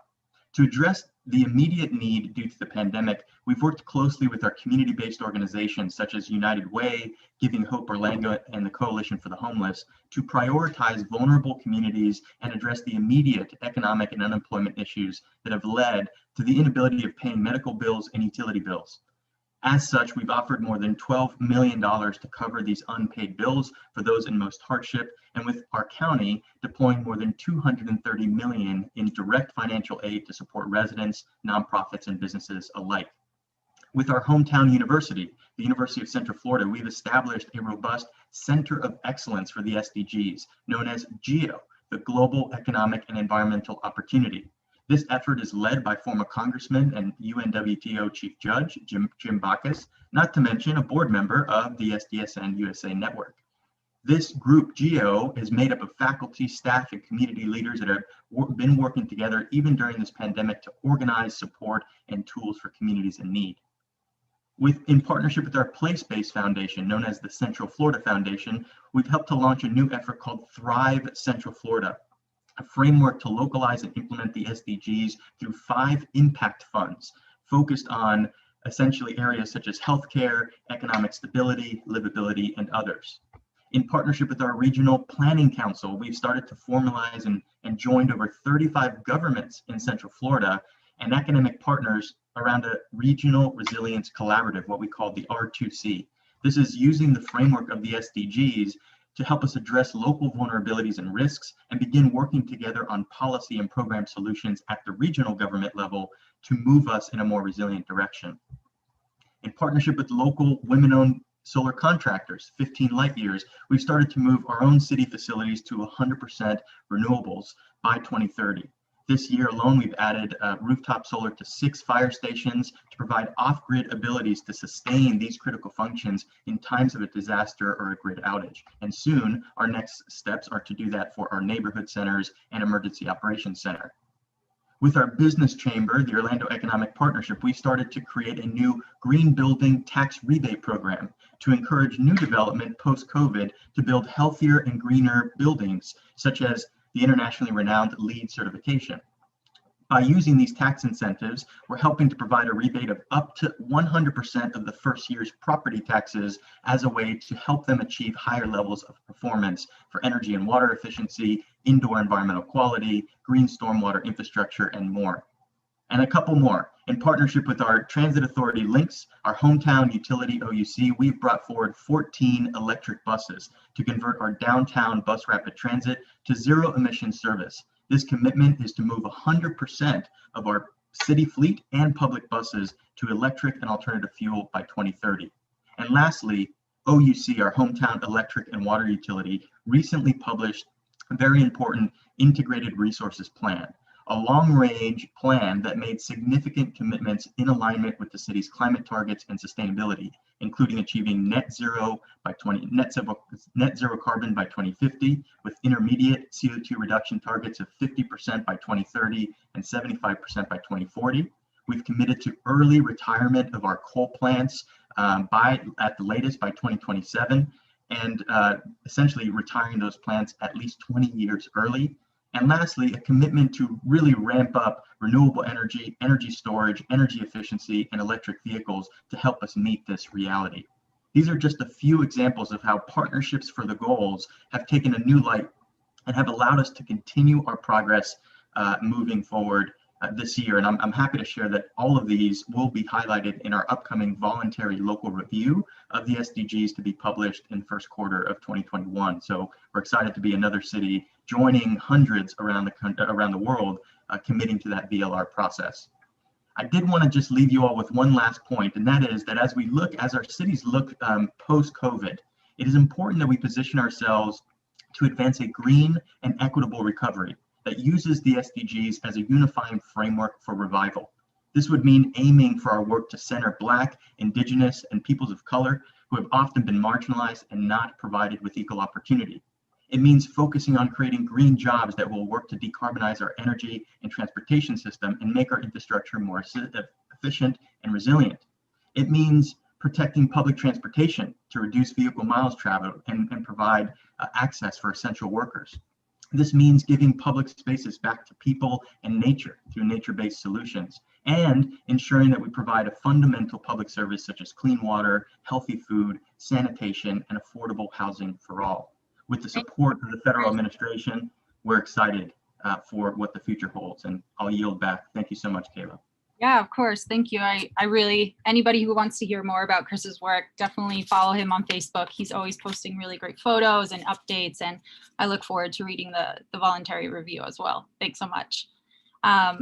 Next up, we have Marcelo Suarez Orozco. He is the Chancellor of the University of Massachusetts, Boston. His research focuses on conceptual and empirical problems in the areas of cultural psychology and psychological anthropology, with a focus on the study of education, migration, and globalization. Among many award-winning books, he was also awarded the Mexican Order of the Aztec Eagle, which is Mexico's highest honor bestowed by the President of Mexico himself to a foreign national. And recently in 2018, Suarez Orozco was named Great Immigrant, Great American by the Carnegie Corporation of New York.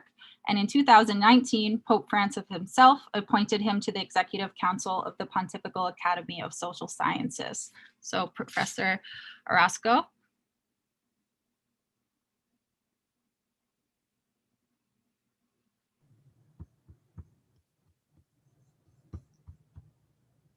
Good morning from Boston Harbor. Thank you to PAS. Thank you to Bishop Chancellor Marcelo Sanchez Orondo. Thank you to the SDSN and SDSN Youth for inviting me. Today, cities and communities the world over are facing three wicked pandemics, threatening the flourishing and agency of youth and emerging adults everywhere. First is the global novel COVID-19 pandemic.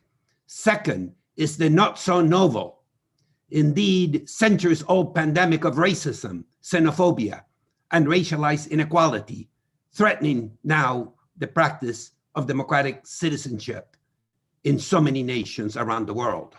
Third is the pandemic of unchecked climate change, now posing a grave threat to all life on planet Earth. All three pandemics have youth at the center. While there are now vaccines to confront COVID-19, the vaccines for the other two pandemics will flow, I firmly believe, from this most worthy and indeed most revolutionary of all Sustainable Development Goals, SDG 4.7, and Pope Francis's Global Compact on Education.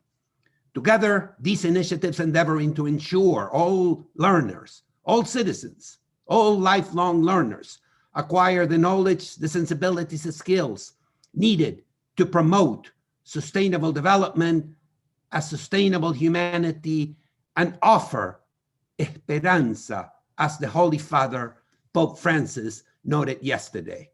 First, the COVID-19 pandemic has now invaded cities and communities the world over, leaving in its wake death, untold suffering, and economic havoc, affecting all, but above all, our most vulnerable communities.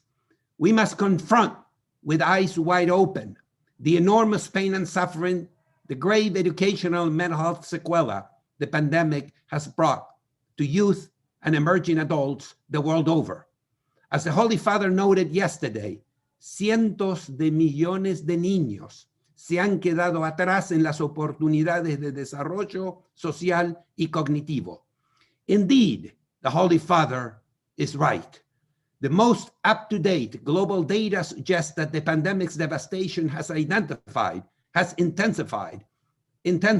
educational and mental health crises already facing too many of our disadvantaged youth. Global data reveal the enduring struggles with mental and behavioral health issues associated with the coronavirus disease, including marked elevation in mood disorders, anxiety, depression, but also increased substance and suicidal ideation. the mental health penalties imposed by the pandemic are disproportionately paid by young and emerging adults, immigrants and refugees, indigenous and minoritized communities. Throughout the COVID-19 pandemic, youth have been more likely than any age group to struggle with anxiety and depression. Most alarming, data suggests that the rates of suicidal ideation are highest among youth, especially LGBTQ youth.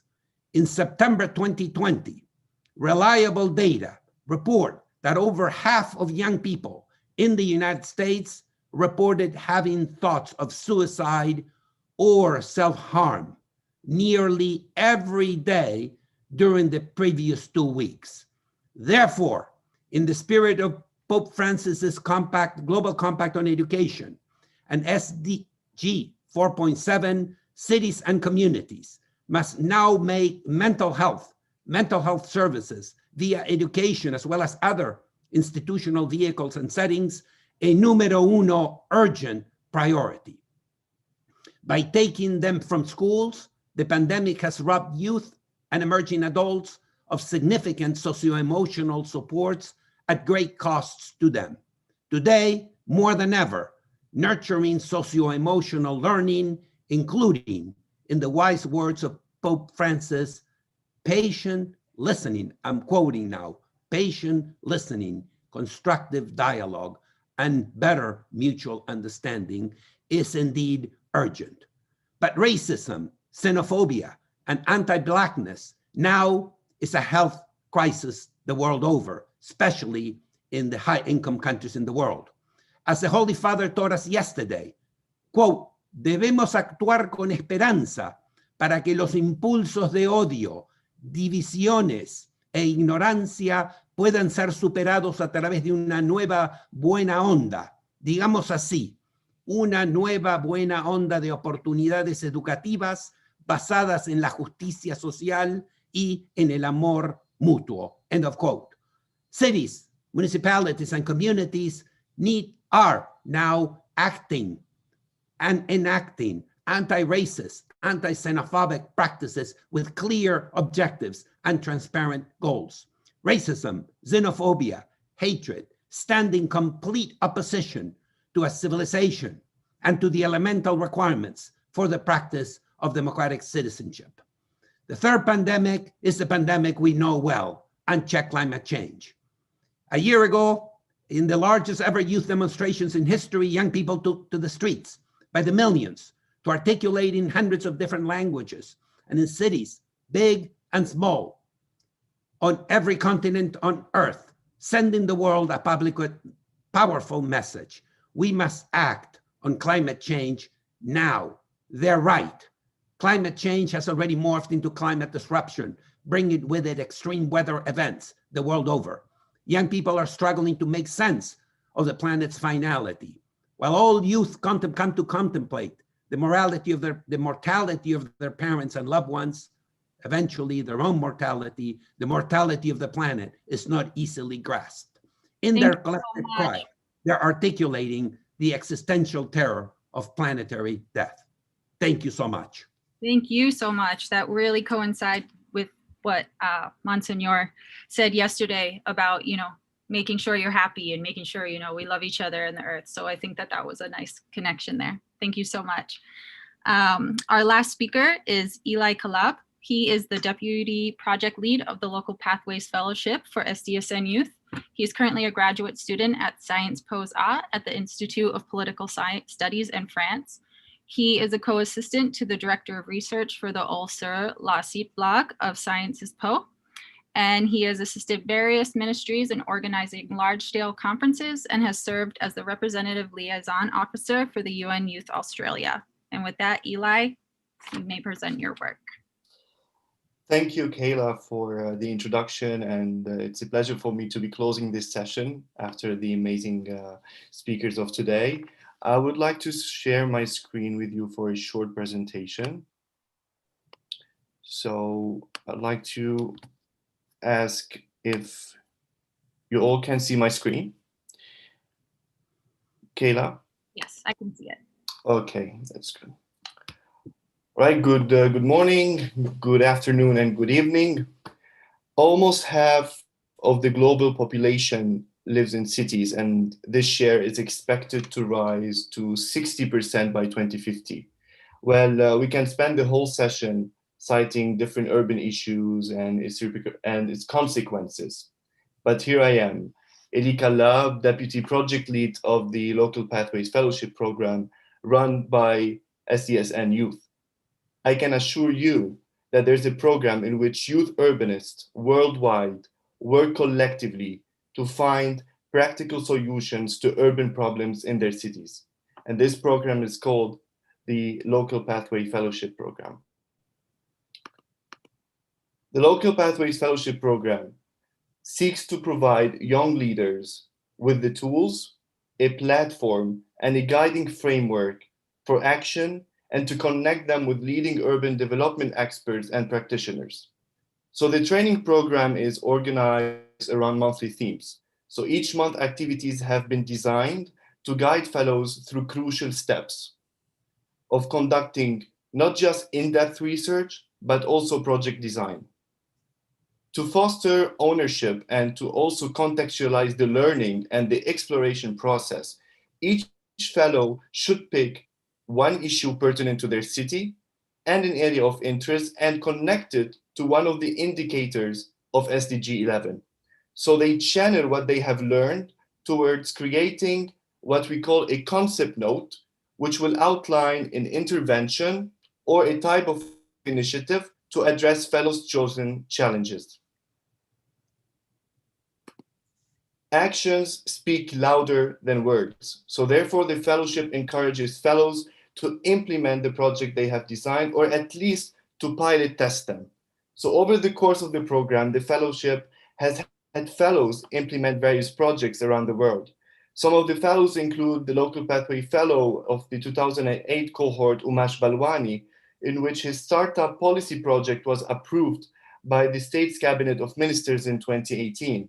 And most recently, João Enrique, a Local Pathway Fellow of the 2020 cohort, helped emphasize the climate agenda in the 2020 Brazilian municipal elections.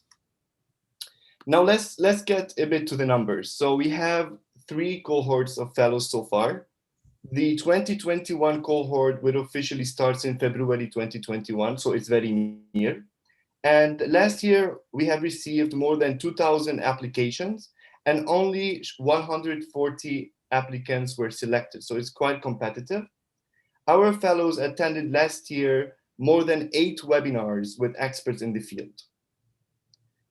Finally, I'd like to mention that the unprecedented COVID-19 crisis provided urbanists with an opportunity to rethink drastically from the ground up on how we should rebuild the cities in the long term. So our fellows of the 2021 cohort worked collectively on a report titled COVID-19 Rapid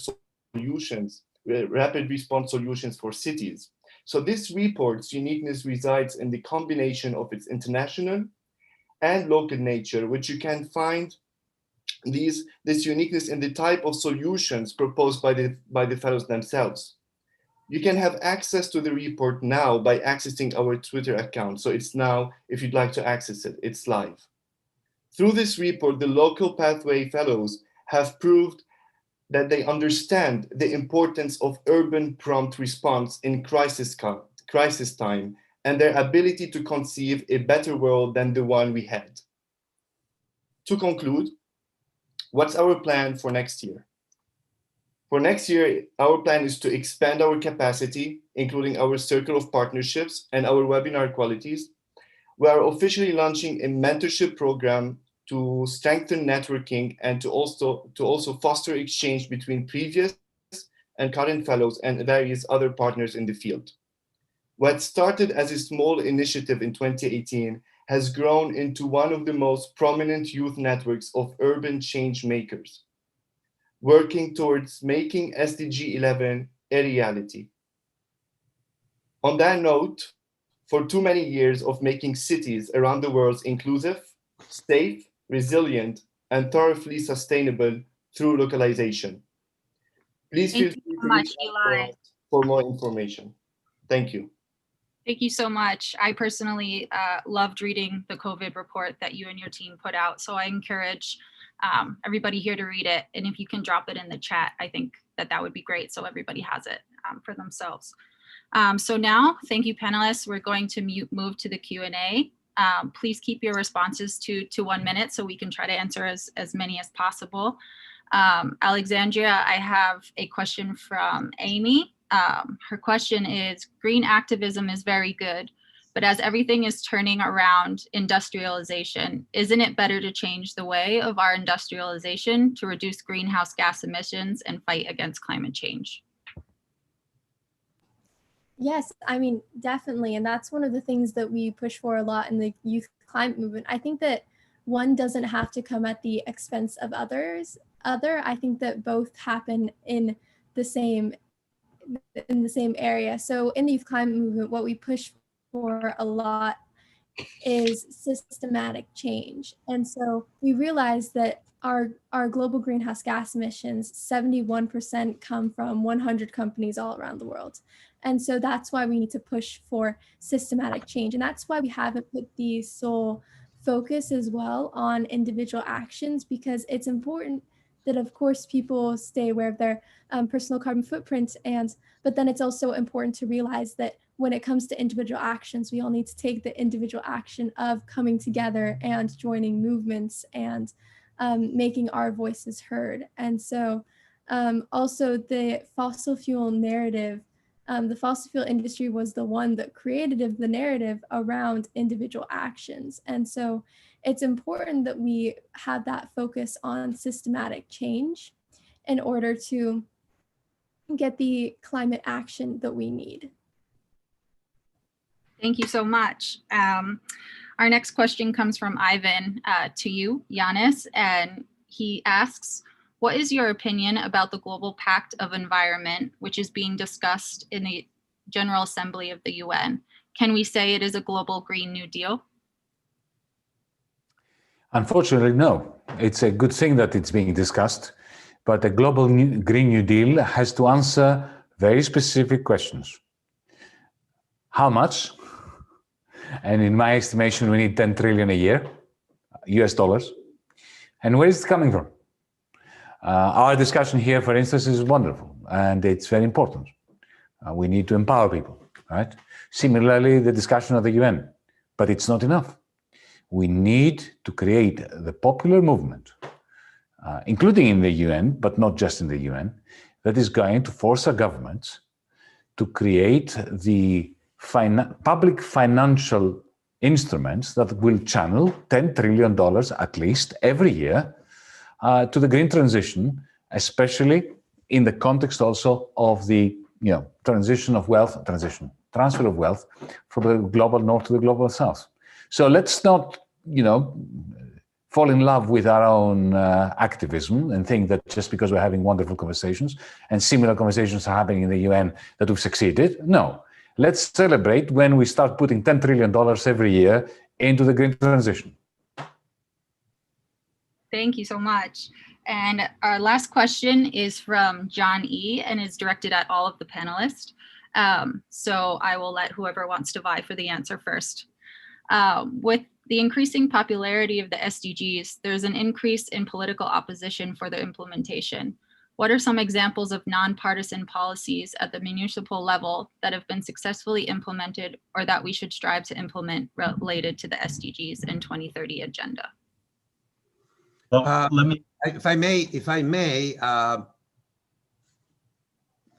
perdón, señor Castro, ¿me permite? Sí, por favor. If I may, not only what we see in, of course, in Mr. Castro's work. I lived for many years in Los Angeles, and Mayor Garcetti has articulated a very, very important framework here, bringing multiple stakeholders. I'd like to say also that the city of Boston, the city that gave us Gina McCarty, just appointed, a graduate of UMass Boston, I should say, just appointed by President-elect Biden, as well as John Kerry. There are vehicles unfolding in cities and municipalities, very concretely moving to framing, developing actual solutions. But let us be clear, this will require a cultural change. It will require a cultural change from la cultura del descarte y la cultura de la indiferencia hacia la cultura de la fraternidad y la cultura de la solidaridad que el Papa Francisco nos enseñó ayer y desde su principio de su... por lo tanto, cambio cultural significa cambio en los sistemas de educación. Thank you. Thank you so much, Chancellor. Chris, if you want to give your 30-second tidbit of that, we have to wrap up the session, but I want to let you have a chance. Thank you, Kayla. And I just wanted to mention there is a number of good examples that we're seeing around the world that are centering in cities focused on affordable housing, trying to change zoning codes to enable more urban agriculture within our community so that we can help meet our local food demands. There's a lot of movement going around energy efficiency in our homes and our buildings. That is something that, regardless of political spectrum, people are willing to get behind because it means that we're reducing expenses, we're reducing emissions, and at the same time creating jobs and investments. So there are many, many examples. I encourage you all to look at the C40 City Network that Mayor Eric Garcetti mentioned, as well as the Urban Sustainability Directors Network. There's great examples happening around the world in cities, and hopefully those are a couple for you to take away. Great. Thank you so much, Chris. And thank you so much, Chancellor, and to Alexandra and Eli and Mayor Garcetti who couldn't join us today for this great session. We're going to move on to the next one that I'm going to pass back over to my colleague, Sam, to present. Thank you very much, Kayla. What a fantastic session, and we really thank all the panelists for their time. It's great. We will give a 30-second break, and then we'll move on to our Q&A with Professor Muhammad Yunus.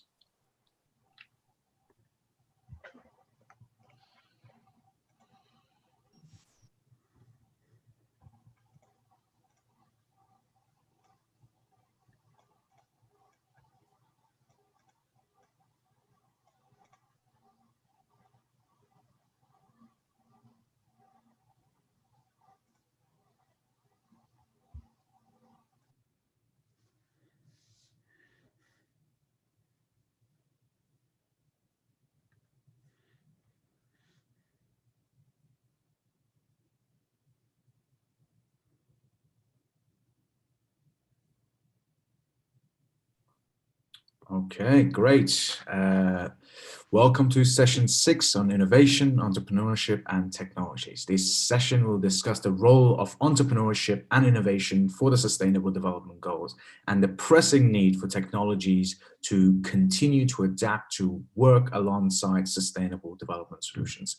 Key topics will include youth-led innovation, the future of production and work in a post-pandemic society, sustainable business practices, and the role of technology in advancing the Sustainable Development Goals.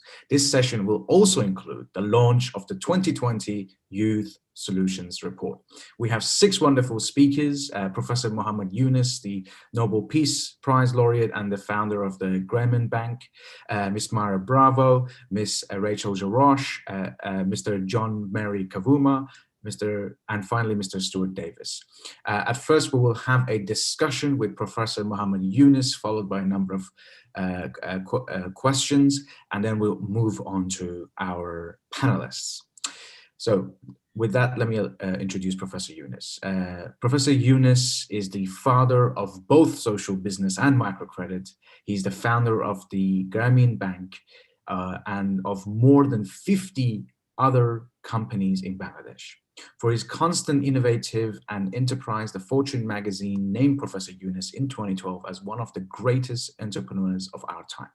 In 2006, Professor Yunus and Grameen Bank were jointly awarded the Nobel Peace Prize. He's the recipient of 61 honorary degrees from universities across 24 countries. He has received 136 awards from 33 countries, including state honors from 10 countries. He is He is one of the only 7 individuals to have received the Nobel Peace Prize, the United States Presidential Medal of Freedom, and the United States Congressional Gold Medal. He has appeared on the cover of Time magazine, Newsweek, and Forbes magazine. And last year, he appeared with us at the UN General Assembly to launch the 3rd edition of the Youth Solutions Report. And we are very delighted that he is here for the launch of the 4th edition. Professor Mohammed Yunus, thank you very much for joining us, and you have the floor. Thank you very much for inviting me, giving this opportunity to talk to you. First thing, I'll be very brief to mention that pandemic that has occupied the whole world is a big catastrophe. At the same time, I see this as a great opportunity because the pandemic has revealed all the ugly things that we have created over the years for the human beings on this planet, and made it very visual, very vivid. So it's a good time to take actions because we are now see them very clearly.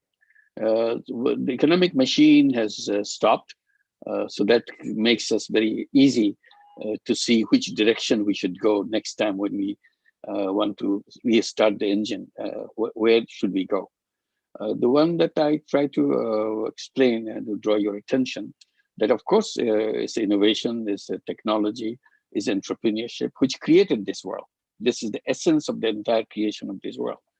But all these 3 elements have been, my argument is, have been used wrongly, not the right way. So if you want to change the direction of the world, we have to use the same thing, but in the right direction. That's my point precisely. The world that we have created through all the innovations that over time that we have done, and all the creativity that we have contributed through the innovations, and all the entrepreneurship that has gone into it, and all the technology that we have developed, the net result of the world is we have created a terrible world, a world which is about to finish itself very soon. Global warming, we keep hearing that is giving us very little time left for us. Even we are saying that the human being at this moment is the most endangered species on this planet because our countdown has begun and it's not very much time left. So the urgency has to be felt during this pandemic because this is one opportunity which will not come again. So how to redirect all our energy and all our initiative to go in a different direction. So global warming is giving us a very small time because the train which is carrying us to the finishing line, the greatest disaster that human being ever had is very close. The last station of the train is very close. But pandemic has stopped the train. So we can get out of the train. We don't want to go to the suicide path. We want to go in a different path. That's a decision. That's a firm decision that we have to make. Not only that, we are also, it's a terrible world that we have created through all our energy, all our creativity, all our entrepreneurship, a world which has created enormous wealth concentration. If you put all the picture in a piece of paper, you'll see if you want $1 a day people, $2 a day income people, $5 a day income people, $100 a day income people, $500 a day income people. As you go and see how many people in each category there is, there's a vast concentration of people at the bottom level of income. Almost 90% of the people would belong to that. And you go to $1,000 a day, you go to $10,000 a day, $100,000 a day, $1 million a day, people get very, very scarce. But there are people, but very scarce. And then you go to $1 billion a day, maybe, they'll be there. 1/3 of $1 billion a day is already there. So we will have some dots there. But what I'm saying in this piece of paper that you're drawing this picture, the densely populated part of the paper will be at the very bottom level. 99% of the people are at the bottom level and only few people at the very top and so on. And if you have another picture drawing the map of the wealth concentration, you see at the bottom level at $1 a day, $5 a day, $10 a day, very little, no wealth at all. It's not visible. As you go up and up and up, very little coming out. You go up and up, very little. And you go to $1 million a day, $100 million a day, $500 million a day. Then you started seeing very dense concentration of it, huge concentration. All the wealth, 99% of the wealth is there. So there's a tremendous gap between the wealth and the people. People are in the South Pole, and then all the wealth is in the North Pole. And the distance between the North Pole and the South Pole is increasing. And that world is not sustainable. It will blow into pieces. And that's the world that we have. Then we have the artificial intelligence coming, which make the human being irrelevant on this planet. Human being will become garbage on this planet because they have no use for it, because artificial intelligence do everything they can do. So these are the three elements that we see right now. The report card that we have with all the entrepreneurship, all the technology that we have done, this is the result we have. So what we have the same thing: entrepreneurship, innovations, and technology. We have them, but we have to make the use in the right way so that we can create a reverse world. A reverse world where these things will not exist. And that reverse world is a world I describe as a world of 3 zeros. Zero net carbon emission. This world will not have any carbon emission. And zero wealth concentration. Wealth will be shared. The wealth from the North Pole and the people from the South Pole will merge together, overlap with each other, rather than divorce each other and continue to separate each other longer and longer distance between the two of them. So that is not something that we want to have. So we need the entrepreneurship, but not for this world. That's the point I wanted to make. We need the technology not to create this world that we are heading for and destroying ourselves, becoming most endangered species. We need the innovations, not for this, but create the other one, world of 3 zeros, how we do that. That's where we bring the new thinking. And then on these three, I will add one element, and I will stop there. We have all the three as stated. At the same time, fourth one is the most vital for me: youth. Youth is the only one who can put all these together and take us a different direction. If you're looking for guidance from the older people, finish it. Don't do that. Then you'll be doomed to this old world, because they can only show you the old path. An old path, old road will always take you to the old destination. But you have to create a new destination. And in order to go to the new destination, you have to build new roads. And that's you. Youth is the only one who can guide us, who can build these roads and take us from there. And time is very limited. It's an urgent issue. It's not a question, okay, we'll think about it. The house is burning. We're still having fun inside. We're having a big party inside. They have to wake up. We have to get out and say, no, my God, house is burning. We have not much time left. And that the young people can do that. So I'm appealing to young people, please wake up and save this planet. Otherwise, we are doomed. Thank you. Thank you very much, Professor Yunus. Thank you for your inspiring words. And you rightly pointed out that the house is burning and we're still partying inside. And to the three big threats: artificial intelligence, inequality, and climate. And that technology can be a powerful force for reform, but it shouldn't be made to reinforce the very issues that we've already faced and had in this world that have led us here. There was a recent report by the World Bank which showed that the COVID-19 pandemic has basically sent us back 20 years. It has pushed 200 million people back into extreme poverty.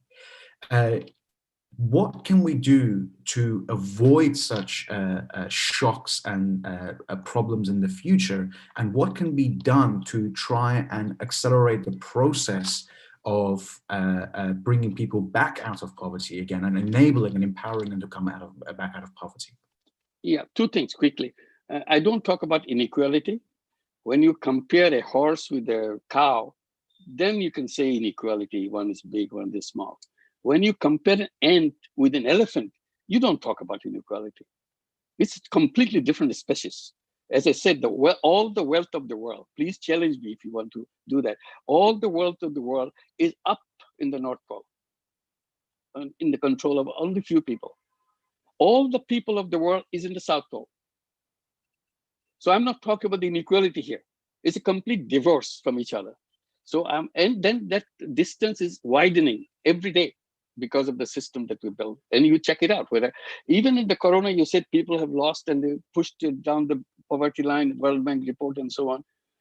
You also have to quote the other report. All the billionaires made more billions during this period in this pandemic period, because their thing is going up and up.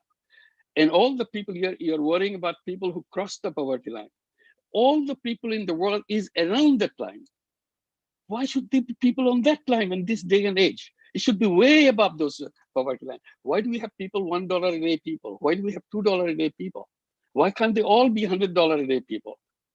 When they have $1 billion or $100 million people, daily income people already there.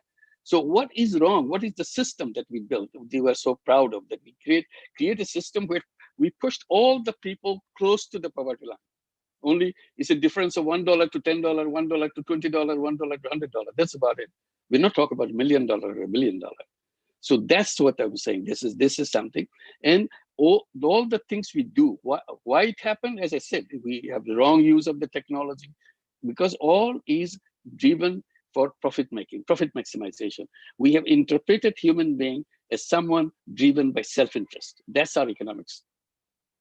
So you created a world of self-interest. You're greedy, you want to make more money, that's all. But the human being, we forgot, human being is not about just self-interest. Human being is mostly about common interest, collective interest. That collective interest part is completely gone.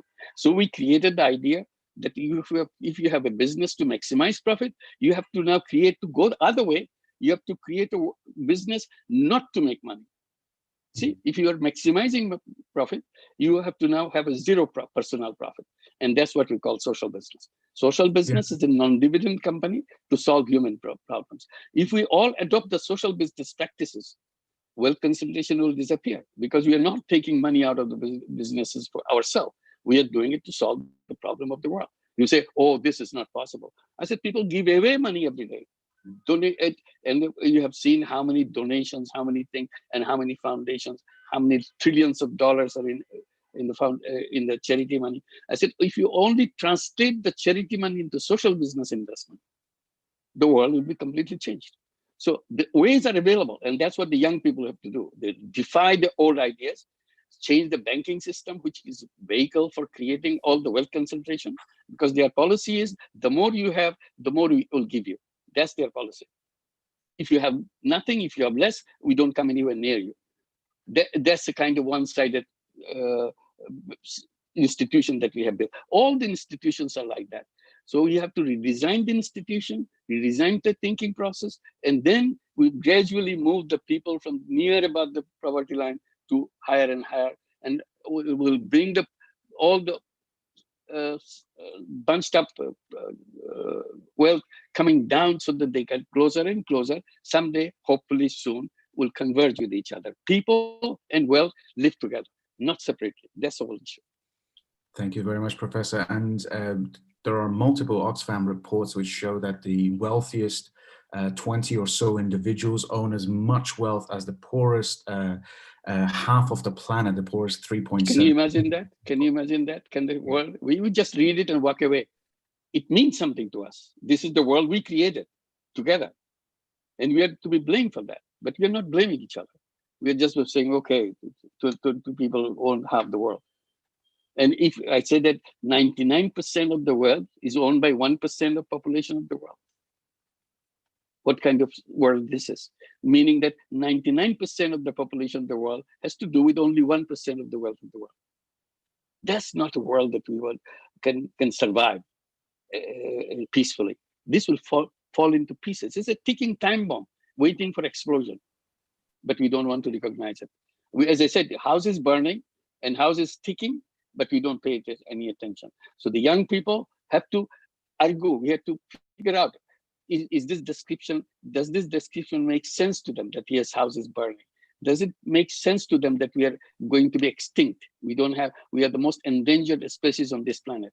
That's why the young people are marching on the street, saying that Fridays for Future, saying that our parents are totally irresponsible people. They stole our future. So that's acquisition for the entire generations of people who created this world. So we have to now change it. We can change it only we abandon all the old ideas and all the ways of doing things and reverse them. We have to put everything in the other way, go completely in the other direction. Thank you so much. A couple of more questions. We've got one from Clinton who says, how can we wake up older generations? It seems that the majority of young people get everything you're saying, but how can we actually wake up the older generations and put this into practice? Don't have to worry about the other generation. Just concentrate yourself. You're the one who, you don't worry to take everybody. If one person changes, he or she can change the whole world. That's the way it is always done. You don't have to do everybody change, then we'll get to the work. You don't wait for the government. Today, the tendency is we leave it to the government. Climate will be fixed by the government. They have the Paris Agreement. They will do it. We don't do it. We are the people. Do we, when we open a bank account, do we ask the bank people, where do you put my money? I give you my money to keep, and you put where? Where do you put your money? If you put your money in the fossil fuel industry, I don't want to give my money to you. That's my decision. And if you all agree that this is what we'll do, then new kinds of banks will say, no, we will not put money into fossil fuel, please give us the money. Then probably banking system will change. Otherwise, banking, we are making speeches about global warming, how the finishing line we are approaching very quickly. At the same time, we go merrily doing everything that needed to be, not to be done. We do it, use the fossil fuel, we use the plastic, we do all the things, we eat beef, everything we do every day. So it's all about changing ourselves as individuals, and the young people can do the best to do that, because older people got used to it. They come all kinds of questions like Trump saying global warming is a Chinese hoax. It's finished, and he can go on. Absolutely. We have a question here from Ben, and I think that's all we will probably have time for. Thank you. As you mentioned, the current traditional bank models, I'm actually not sure what that says, but I think he's essentially asking about endorsing a form of UBI. What are your views on UBI, universal basic income, and how do you think essentially the pandemic has pointed out the need for this kind of policy? Do you think that's... Yeah, UBI and then universal basic income comes back again with the artificial intelligence. When people finally say that, yes, human beings will all be out of job very soon and will be garbage on this planet. Then the UBI people say, no, they will be garbage. Government will pay the money for them to survive. And my position is, I don't want to belong to that world where government has to feed me. I don't want to be beggar. Human beings are not born to be on this planet to be beggar. Human is packed with unlimited creative capacity. Here we talk about innovation. Here we talk about creativity. Here we talk about entrepreneurship. And then we talk about UBI. That's the fault in our thinking process. UBI will be part of the old generation. They couldn't solve it, so they throw money at the poor people. Okay, you eat and survive. We are busy making money. That's the old-fashioned way. Every human being is capable of changing the world. That's the energy, that's the creativity each human being has. UBI should disgust them. Why should they be dependent on UBI? Who says that? He is an entrepreneur. Every human being is an entrepreneur. Economists told us to become job seeker, work for somebody. Why should I slave for anybody? I'm an independent person. I'm a creative person. Taking a job is the surrendering of my creativity. I take orders and live my life and then have a retirement and then finish. Why should I give my creativity, my personality, my independence just for the sake of survival on this planet? That's the wrong way of doing this. All human beings are entrepreneurs. Our education system should be encouraging young people to become entrepreneurs. Our financing system should be designed to finance all the young people to become entrepreneurs. And then they see what the sky's the limit. They can do anything. That's what the creativity is all about. That's what the innovations is all about. And not the question of getting a job. Job is not an innovation. That's the end of innovation. It's a company's innovation, not your innovation. You slave for the company, and company makes money. They give you a little money. They call you salary. That's about it. And finish. And that's what create. And we become the mercenaries for wealth concentration. I work very hard to make my owners rich, and they go to the North Pole. And I'm responsible for that, because economists designed our fate by saying your destiny is to take a job. I said, I don't want to take a job. I want to be an entrepreneur. I want to take the wealth myself to my place, not to North Pole. Wherever I live, we live together with the wealth. So that's what the entrepreneurship. So all the young people should be looking forward to entrepreneurship. They should be telling themselves, I'm not a job seeker. I'm an entrepreneur. I'm here to change the world. Great. Thank you so much, Professor Yunus. Thank you. For your always inspiring words and for your guidance in these very tough times. I know many young people are tuning in now, listening to your advice, and they have a lot of inspiration to take back and continue to foster their entrepreneurial spirit, not to reinforce the old ways, but to build a new way of doing business and a new way of running the world. Thank you very much for your time, and we know it's very late in Bangladesh, so we'll let you get to the rest of your evening. Thank you very much. Thank you. Thank you very much. Thank you. Bye-bye. Good night. Now we move on to our wonderful panel speakers. Each will speak for 5 minutes about their work and incredible leadership. We're extremely grateful and privileged to have them all here with you. I would like to just give a warning to panelists that I will be quite strict about the time because we're going slightly over time.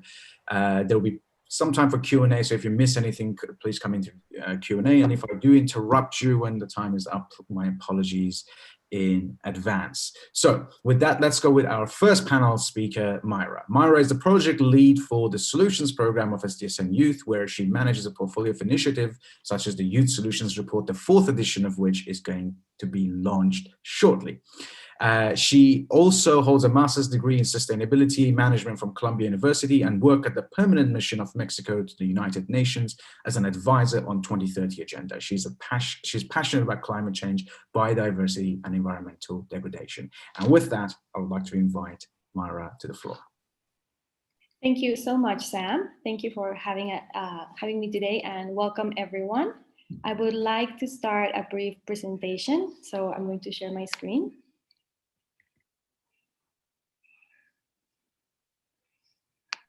Perfect, we can see it. Go ahead. Perfect. Great.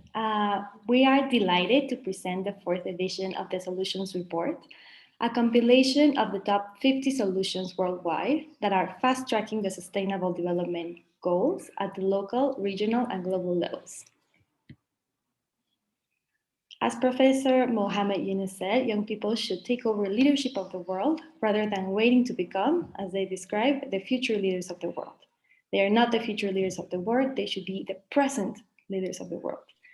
And with this, I also want to mention that innovation has been at the core of every major discovery, and the new revolution is led by young people that boosts new ways of thinking that can redefine the business as usual scenario with widespread benefits for their communities. With more than 1,600 applications, this edition of the Solutions Report features for-profit projects, social enterprises, entrepreneurship, or nonprofit projects. These projects are at the implementation stage, a crucial stop where most startups either break it or make it. The Solutions Report uses the vast network of SDSN and SDSN partners to invest in and support the innovation of young people, and making sure that the solutions are developed, supported, and included in the strategies for implementations of the SDGs by all the stakeholders, public and private. While preparing the report, we always ask, what are the most common challenges in the entrepreneurship community? And every year, without fail, access to finance has been the #1 obstacle in accelerating these social innovations. Why is it that there is not enough financial support for these ideas? We expect that with the validation of the Solutions Report, these innovators can secure financing for their solutions for the 2030 agenda. We need permanent funding programs supported by donors, multilateral development agencies, public-private partnerships, specifically focused on young people and the SDGs. Among our chapters, you can find new challenges in opportunities of the youth social entrepreneurship after COVID-19, such as digital inequalities, mental health, isolation, and access to finance. With most businesses suffering from a loss of revenue and with lockdown mandates, our youth face a terrible disadvantage. Nonetheless, new opportunities arise, such as the unique characteristic of young people to be ready to adapt and migrate into the new business model. Innovators that are quick to think on their toes will find opportunities in the sectors most impacted by the pandemic, such as healthcare, consumer goods, and education. The current generation is the largest cohort in history, and this immense potential should be efficiently used. The increased presence of youth in developing and implementing solutions is vital for the sustainable future. Through the insights provided by this report, you will find current practices and trends in youth projects and presenting the innovative models of these solutions. We can continue to understand, inspire, and support young people's development in achieving the SDGs. And over the next 12 months, we will strive to work on meaningful partnerships that can strengthen the work made by these innovations through the Youth Solutions Hub and through the Investment Readiness Program, alongside with the Youth Solutions Report. Thank you, Sam. Great, thank you very much, Mara, and congratulations for the launch of the Youth Solutions Report. During the discussion time, we'll look forward to hearing more about the specific initiatives, and I understand one of them, one of the fellows is actually here and will talk about this. So, and our next speaker is Ms. Rachel Jarosh, who is the President and Chief Executive Officer of Enactus, the largest experiential learning platform dedicated to creating a better world while developing the next generation of leaders with a head for business and a heart for the world. Under her leadership, Enactus is driving innovation to create greater impact for the 72,000 participating Enactus University students working in 70 countries, for the countless communities in which these students are addressing economic, environmental, and social challenges. In 2009, Enactus positively impacted 2.9 million lives worldwide. With that, I would like to give the floor to Rachel. Sam, thank you so much, and thank you all for being a part of this inspirational meeting today. It's a pleasure to be with you. For those who don't know Enactus on this call, simply put, we bring today's theme to life because we do indeed believe investing in students, like many of you on this call who take entrepreneurial action, as Mohammed Yunus so eloquently highlighted, can create a better world for all of us. And it's through that lens that I want to address the theme. I also want to address, though, the opportunities that have been revealed during this most difficult of years and share why we are hopeful at Enactus. As Professor Yunus said earlier, innovation has driven tremendous advances for humans, from the invention of the wheel in 3500 BC to the launch of the first space flight to this year, the COVID vaccine developed in record time. But while the pandemic has threatened our advancements towards sustainable development, as highlighted by the report, Sam, that you highlighted earlier, we've also all experienced dramatic changes that, if we can retain them, will ultimately, I believe, and we believe, accelerate our path to a more sustainable world. The themes of those changes are clear, and we witnessed them firsthand at Enactus through the work of our students throughout 2020. And the first of those is interwoven thinking. We watched Enactus's entrepreneurial young leaders discovering firsthand the much needed links between the challenges we face, the connections between health, the environment, education, access, economic inequality, and more. And this realization and embrace, which is frankly driving against the oversimplification and the siloing that some of you mentioned, Molly, I think, in your comments about information. This realization embrace of the interwoven nature of our issues has created meaningful results, big and small, in practical ways. And as one example, in Egypt, an Enactus team that began its work focused on addressing poverty found that their solutions could not only advance progress against poverty, but could and should also have a significant positive impact on the environment and on access to education. They were incredibly successful in their endeavor. The second, of course, is the use of technology, and we have all discovered this in the most simple or fundamental ways this year. This forum, with attendees worldwide, might have been smaller had it been held in person, but similarly, our organization, Enactus, sought to use basic technologies to democratize access to entrepreneurial leadership training, to engagement, to the formation of cohorts among our students, and as a result, we experienced a surge in participation this year with over 500,000 participants worldwide. That tells us something about the need and the drive, more importantly, for this next generation of leaders to make an impact. As we experience the power of that firsthand and are watching Enactus teams, we are seeing them deploy existing technologies and developing new ones every day, but we know we have more to do. And that is why we are focused on access in part. We are partnering with the private and public sector as an organization, and just as with the vaccine, if only a portion have access, our collective ability to revive and thrive as we emerge into whatever we emerge to will be limited. So underline both of these themes, perhaps most importantly is the last one, and that is connection.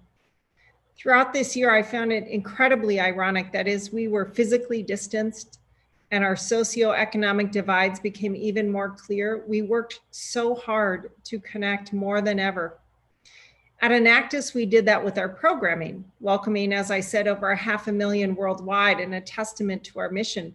But all of this online connection, for so few of us in the world, has also highlighted how much we view and value human connection. With all that we faced as a global community, it seemed that this year we recognized our shared human frailties more freely and more authentically. These are the profound connections that will propel our work going forward, if only we can hold on to them. Professor Yunus spoke to the use of technology and its ability to create better outcomes than it has to date. While the scope and scale of the technology we bring to bear on our shared sustainability agenda will have a tremendous impact on our success, it is the human element of those themes that will most accelerate our advancement. And so whether and how we retain these new insights to, for example, direct AI and other advanced technologies will be the most and perhaps most powerful impact on all of us. So that's why at Enactus we're hopeful. We are privileged to see these themes coming to life in practical solutions to sustainable development challenges in our next generation leaders, but we know there's more work to do. So congratulations to all of you here today and on this panel for thinking deeply about these issues and advancing our progress. We find hope and inspiration in our students and in you too. And if you would like to learn more, I will certainly make our contact information available in the chat. I'm very interested to hear in particular from many of you, because Lucy, I saw your comment in particular about accessibility and the expansion of accessibility through the technology tools available to us. I'm hopeful, given what our students have been doing to expand accessibility, but also focused on partnerships that can help drive it. Yeah. The other issue that I thought raised in the chat most critical. Sorry, do you want us to discuss that just during the Q&A? Sure. Okay. Absolutely. Thanks, Sam. Sorry to interject. Yeah. Thank you very much. And all the great work that you're doing with Enactus, really fostering the innovative mind of young students. And I had the pleasure of actually being at the Enactus World Cup. I mean, it was just as grand as a real World Cup. So thank you for the great work that you did there, despite the many limitations that the pandemic has created. So thank you for that. And we look forward to more during the discussion. So with that, I move to our next speaker, John Marie Kavuma. He's a Ugandan entrepreneur, changemaker and environmentalist. He's a sustainable development goal advocate, a One Younger World ambassador, and a social innovation academy scholar. He founded Upcycle Africa, which empowers communities to protect the environment while constructing affordable homes out of plastic waste.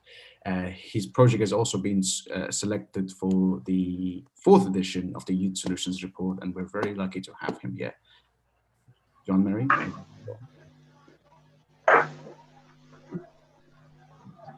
Hello, I'm very excited to be here today. My name is John Mary Kavuma, and I'm the founder and CEO of Upcycle Africa. We are aware that we have less than 12 years to stop climate catastrophe, and UN wants that within 10 years we shall be having more plastic in the ocean than fish. So I was fortunate early in my life to find the intersection of what my passion was and what the greatest needs. The experience of growing up as a poor orphan in Uganda motivated me to work towards sustainable development goals, especially SDG 13. I experienced firsthand the brunt of climate change and the way it shapes the level of injustices and inequalities that meets people daily. I believe humans who act when informed and empowered. I'm on a mission to raise awareness, inspire, and empower others to join me and act now. At Upcycle Africa, we are constructing affordable houses out of plastic waste while promoting capacity building and entrepreneurship in green businesses. Among the activities that we are doing include education or creating awareness in communities where we are changing people's mindset on the way they think and dispose of plastic waste. And another program is selling plastic waste or connecting waste collectors to recycling companies. So we are using technology to as a tool to find markets for plastic waste for waste pickers, so that we can be able to fill that marketing gap. Another project that we have at Upcycle Africa, we are we are empowering women in the communities while improving household income to increase their income, as well as impacting the environment by reducing huge accumulation of plastic waste and using plastic waste as a resource. Among the many projects, we also have construction of houses out of plastic waste, and we are fortunate that this year we were the award winner, UN's Habitat School of Honor Award 2020, and we've constructed almost 117 houses in different parts of Uganda and Africa. Actually, we constructed houses in South Africa. We are also looking forward to construct 2 houses in Ghana and Nigeria. Probably they're going to be schools made from plastic waste. And we are also empowering young people to start recycling by giving them entrepreneurship skills, as well as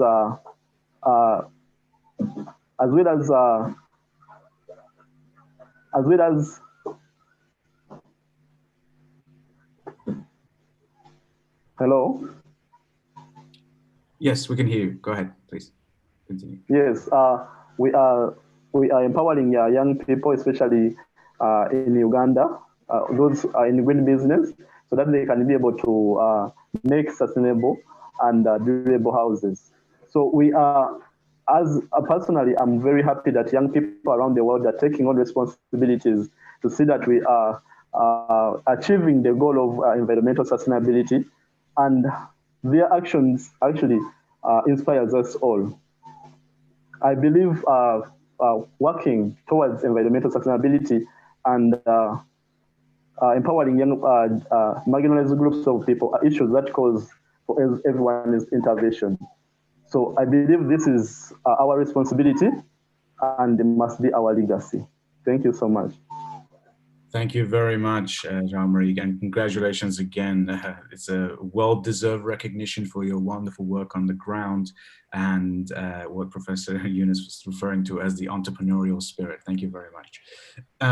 Our next speaker is Stuart Davis. Stuart is the Executive Vice President, Financial Crimes Risk Management and Group Chief Anti-Money Laundering Officer for Scotiabank. He is an experienced global executive with a career spanning 30 years with financial institutions in the US and Canada, including more than 50 years running AML sanctions and financial crime prevention programs, as well as associated technology. We're very lucky to have him here. Stuart, you have the floor. Well, thank you, Sam, so much, and to my distinguished panelists as well. I would also like to thank His Holiness Pope Francis for this important symposium, as well as Monsignor Sorrento for hosting us today. It's been over a year since I attended the Promoting Digital Child Dignity Conference, also hosted by the Pontifical Academy of Sciences. It was at this event that I was inspired and which contributed significantly toward the creation of what I'm here to speak about today, Project Shadow. I can say without that inspiration, I can confidently say that Project Shadow would not have come to fruition over the timeline it has, especially in the face of our global unseen pandemic for the backdrop of most of its creation. So what is Project Shadow? It's really a project to make the world a better place. Project Shadow is a public-private partnership based in Canada with the mission of helping banks and related institutions using technology to identify the financial indicators of online child sexual exploitation and to partner with regulators and law enforcement in eradicating this heinous crime. Additionally, it's also the reason I've dedicated much of my professional career towards advocating for cross-industry dialogue and information sharing, as the problems we seek to solve, whether it be online child exploitation or youth access to adequate education, banking, training, or shelter, all require the participation and action of many to solve for. Many global leaders along the way and NGOs were an inspiration for our efforts. I'd like to name a couple. Ernie Allen, former president and CEO of the National Center for Missing and Exploited Children, as well as Ian Drennan, executive director of We Protect Global Alliance, of which Scotiabank recently became one of the first banks to join this past November. To use a tree metaphor, as the Bible does so many times, Project Shadow is an initiative rooted in Canada with strong branches that stretch out well beyond our borders. It's an effort to contribute to the eradication of the global exploitation of children in all its forms. I'm honored to say that this partnership is co-led by Scotiabank and the Canadian Centre for Child Protection. We partnered also with our government financial crimes regulators, the Financial Transactions Report Analytics Center of Canada, who also joined us last year at the Pontifical Academy. There are several goals of Project Shadow, with the main goals being to raise awareness of online child sexual exploitation, to increase the detection and reporting of potential crimes, and to disrupt that illicit finance.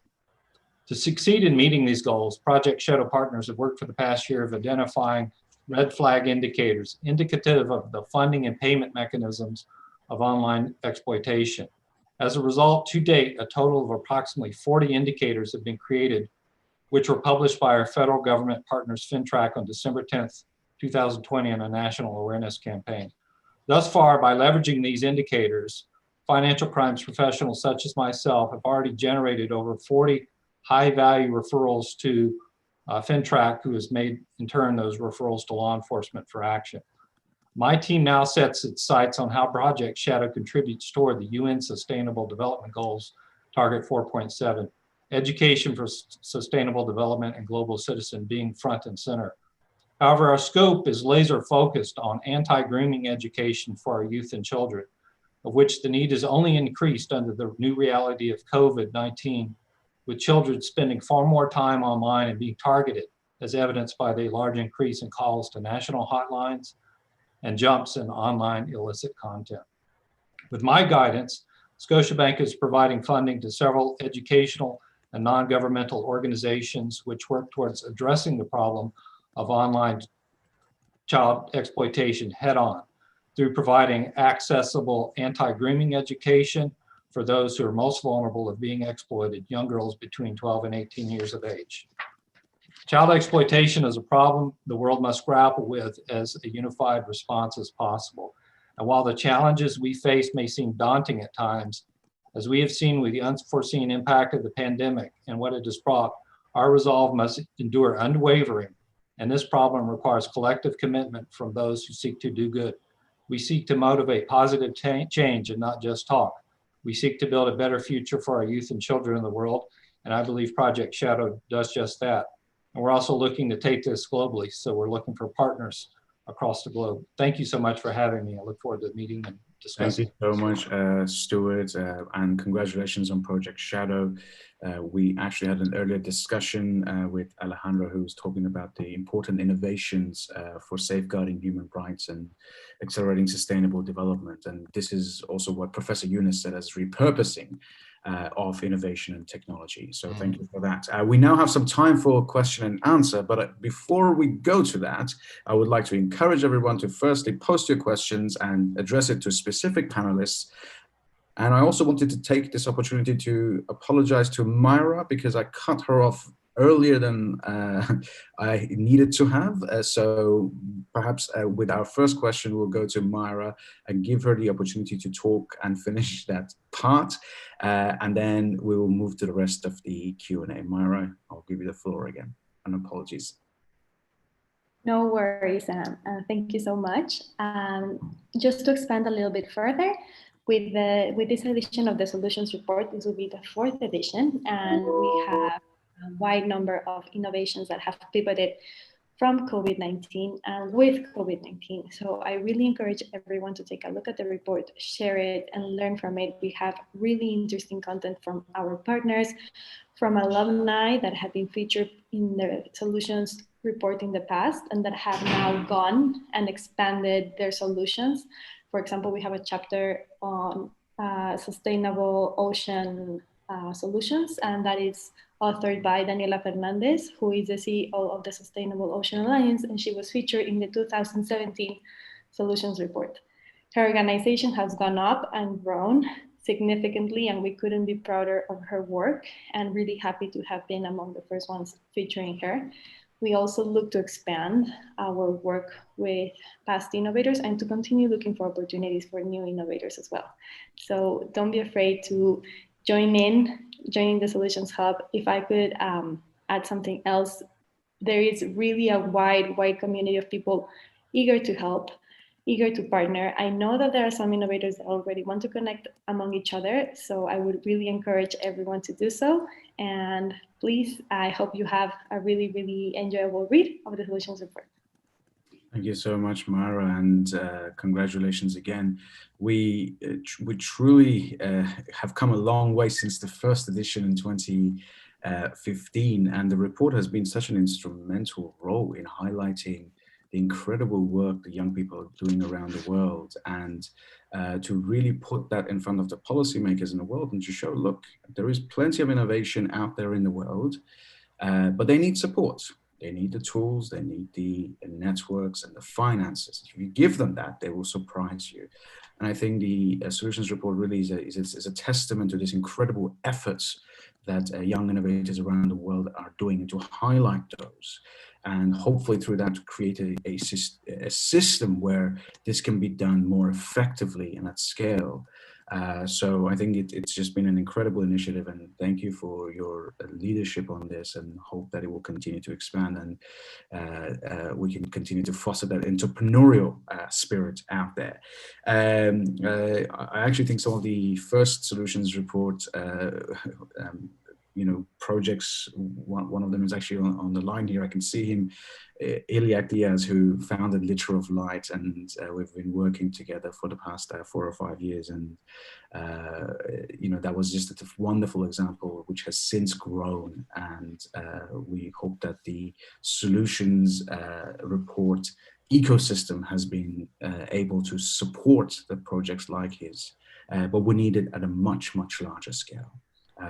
Ours is just a positive example, much more is needed. Okay, with that, I would like to hand the floor over to Rachel. I believe that you wanted to continue on some comments. I would like to just give you the floor and ask you to continue those. Oh, it's my pleasure. Thank you. There were several comments that are so insightful. Thank you all. First of all, I wanted to comment on the remarks about engaging the next generation and older generations, following up again on Professor Eunice's comments.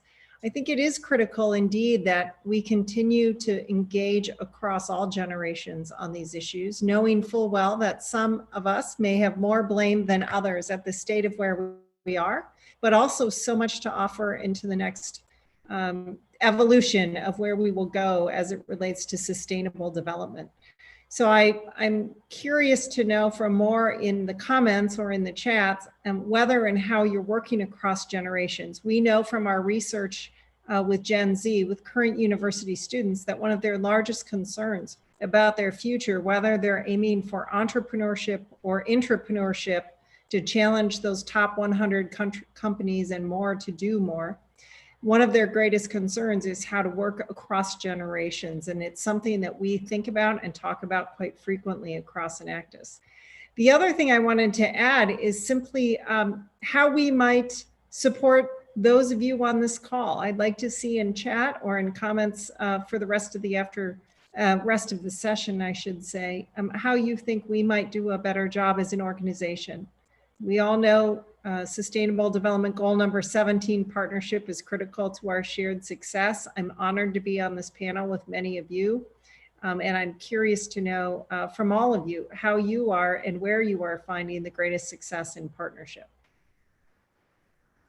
Great, thank you so much, Rachel. I would like to ask John Mary to comment on one part of his journey that I'm very interested in, and I'm sure many others, which is, what did you find the most challenging? Often entrepreneurs face many hurdles, but what would you say was your biggest one? If you could just respond to that in 1 minute.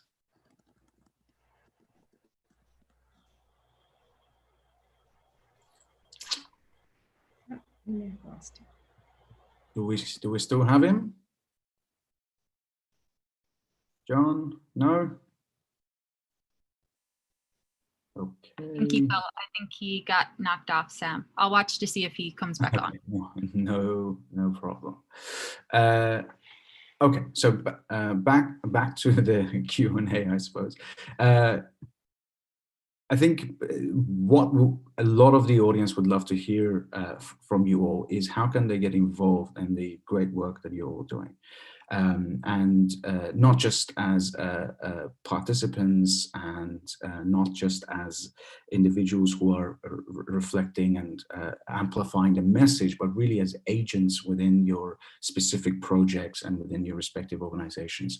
So with that, I wanted to just pass the mic around, the virtual mic around, for your comment on how that can happen within your respective projects and organizations. And we'll start with Myra, and we'll go. Thank you, Sam. I know that entrepreneurship and being an entrepreneur is scary. So one thing that I would say is that don't be afraid.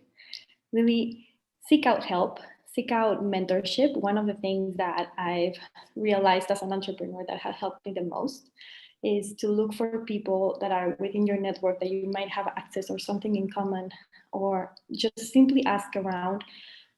Use really, really good tools. For example, the Solutions Hub that can connect you with other entrepreneurs that are around the same theme, for example, or the same SDG that you're looking for, and ask them for advice. Good, honest advice. For example, where do I begin? How do I connect? What can I do? How much did it cost you? How much did you spend on this? This is reasonable. Ask. Don't be afraid to ask. Most people are going to be eager to provide you with a really good, honest answer, especially coming from youth. So even if it's scary, even if you find that you're all alone in this, you're not. Really search out for these connectors. And I think that that would be the first step. And the thing that I would like everyone to retain is that there is someone always eager to help, because they probably have been helped before, because no one was born knowing everything. So don't be afraid to ask. Thank you so much, Mara. You raised a very important point. In fact, Professor Paul Bettino from Harvard Tech, I think he's actually on this call as well. He raised a very important point when we were speaking last year, which said that the entrepreneurial model is being a good researcher, and to go out and ask the right questions, and be persistent in finding the real answer that you're looking for. And I think that really reflects what you're sharing here. Okay, great. And now I'd like to hand over to Rachel, and then to Stuart. Rachel. Sure. Reverting back to the original question, there are really three things that we know that are most sought after. And you just highlighted one: mentorship, right? Asking the right questions, finding those advisors. But the other, of course, is some fundamental training, which is something that we do, and the power of the experiential process in that training. So what is it like to apply some of the skills you know you will need to get some practical learning on the ground, hands-on learning? So training, mentorship, and of course, at some point, funding as well. And those are all three things that we look at and we seek to serve our entrepreneurs with. But the mentorship piece is perhaps the one that we see the most opportunity, because we seek mentorship, but also collaboration in that process, so that young entrepreneurs are learning from each other, as well as from those who have come before us. And so that is one of the key parts and values of our system, which is collaboration among students worldwide, so that as they are developing their solutions, they are also part of a network that can scale those solutions real time. Among those who are similarly compelled by the same mission. Great, thank you so much. And Stuart.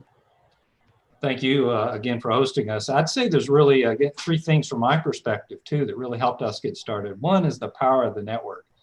Not being afraid to reach out and connect with folks, just as we're doing here. Take away some names from this symposium, this conference of people you want to connect with further and build that energy. If there's one thing that COVID has taught us as well, that we're all globally connected. We don't have to be in that city or in that jurisdiction to be able to reach out and connect and build those relationships. And from that, we can do what we're all trying to do, change the world. And finally, get started. You don't have to achieve a position with a company. You don't have to, have a lot of money. We got Project Shadow started with very, very little other than a corporate commitment and getting folks together in a room. And we're already changing Canada as a result, and hope to change the world. So get started where you are and you can make a difference. Thank you very much. We actually have a very specific question for you, Myra, which is, can you talk about access to funding? The question is, what is the possibility now? And that's from Wiley McGill. Yeah, go ahead. You're muted. Sorry. Sorry, Sam. Technical issues here. Would you be so kind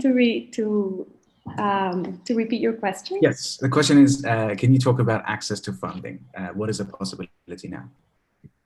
Of course. Access to funding, I think that it's, as I mentioned, some of the most important aspects that it's certainly being overlooked. And it can also be quite intimidating, especially for some entrepreneurs that have just begun their innovation. I mean, you have basically your savings, or if you're lucky enough, someone that could help you out, give you a starting hand. Most of the time, this doesn't really, it's not really a possibility for some of the people among, worldwide. And what I would say regarding access to funding is that there's certainly a push from the private sector, certainly grants, perhaps competitions. Look for these type of opportunities because there are. And if you're not doing active research to see what opportunities can governments or private partnerships offer you, then you're not focusing enough on securing this first type of funding that you certainly need to take off your innovation.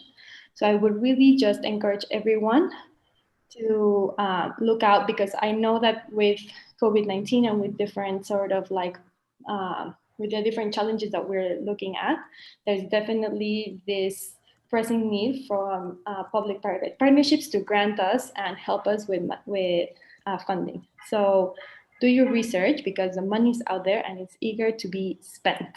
So take advantage of that. Thank you very much, Mara. And again, congratulations to SDSN Youth for the launch of the 4th Solutions Report. And of course, a big thank you to all our panelists. What an incredible panel this has been. Began with Professor Yunus. We talked about the Enactus World Cup, the launch of the Youth Solutions Report, all in 1 hour. What an incredible achievement that is. So once again, thank you, and we will begin the next session in about 1 minute, where we'll be joined by the patrons of the Vatican Youth Symposium, Monsignor Sanchez-Rondo, Professor Sachs. But before that, we will have a presentation by the United Nations Secretary General's Envoy on Youth, Jayatma, who will talk about the role of young people, and we're very honored to be joined by her. So in 1 minute's time, we will start the final session, and we look forward to seeing you there.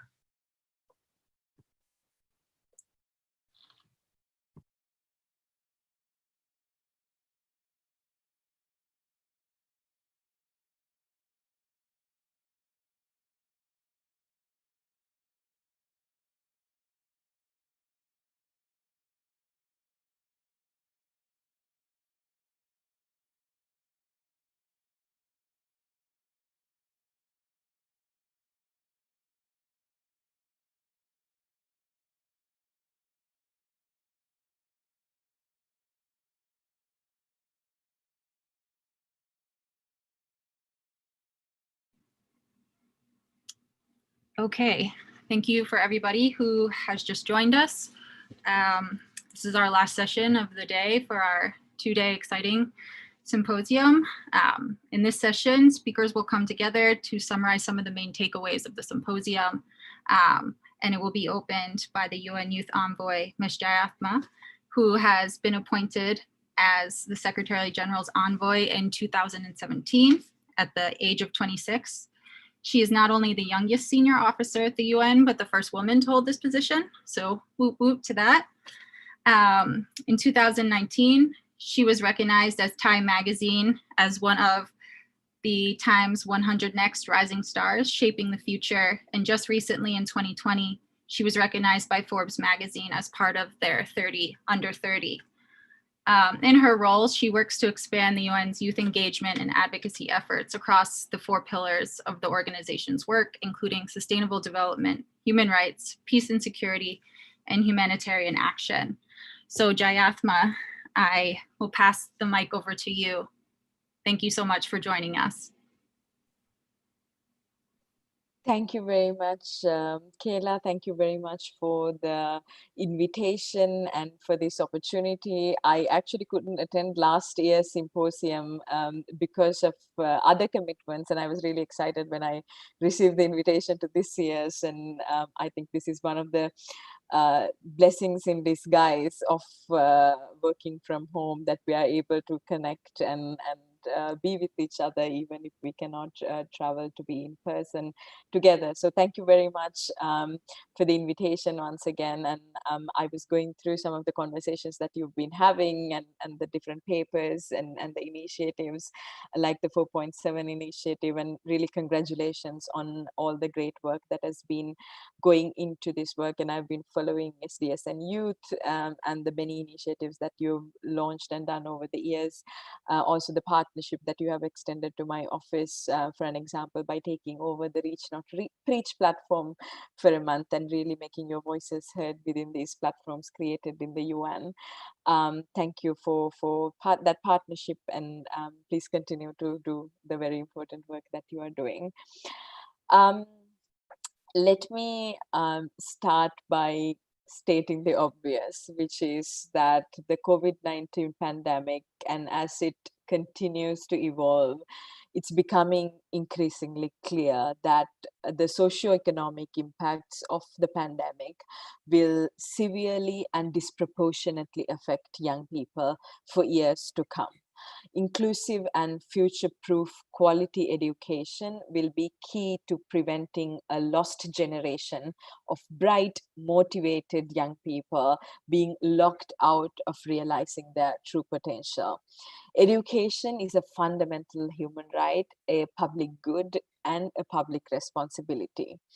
For an example, you have been discussing education as a key entry point into the socioeconomic response to COVID-19.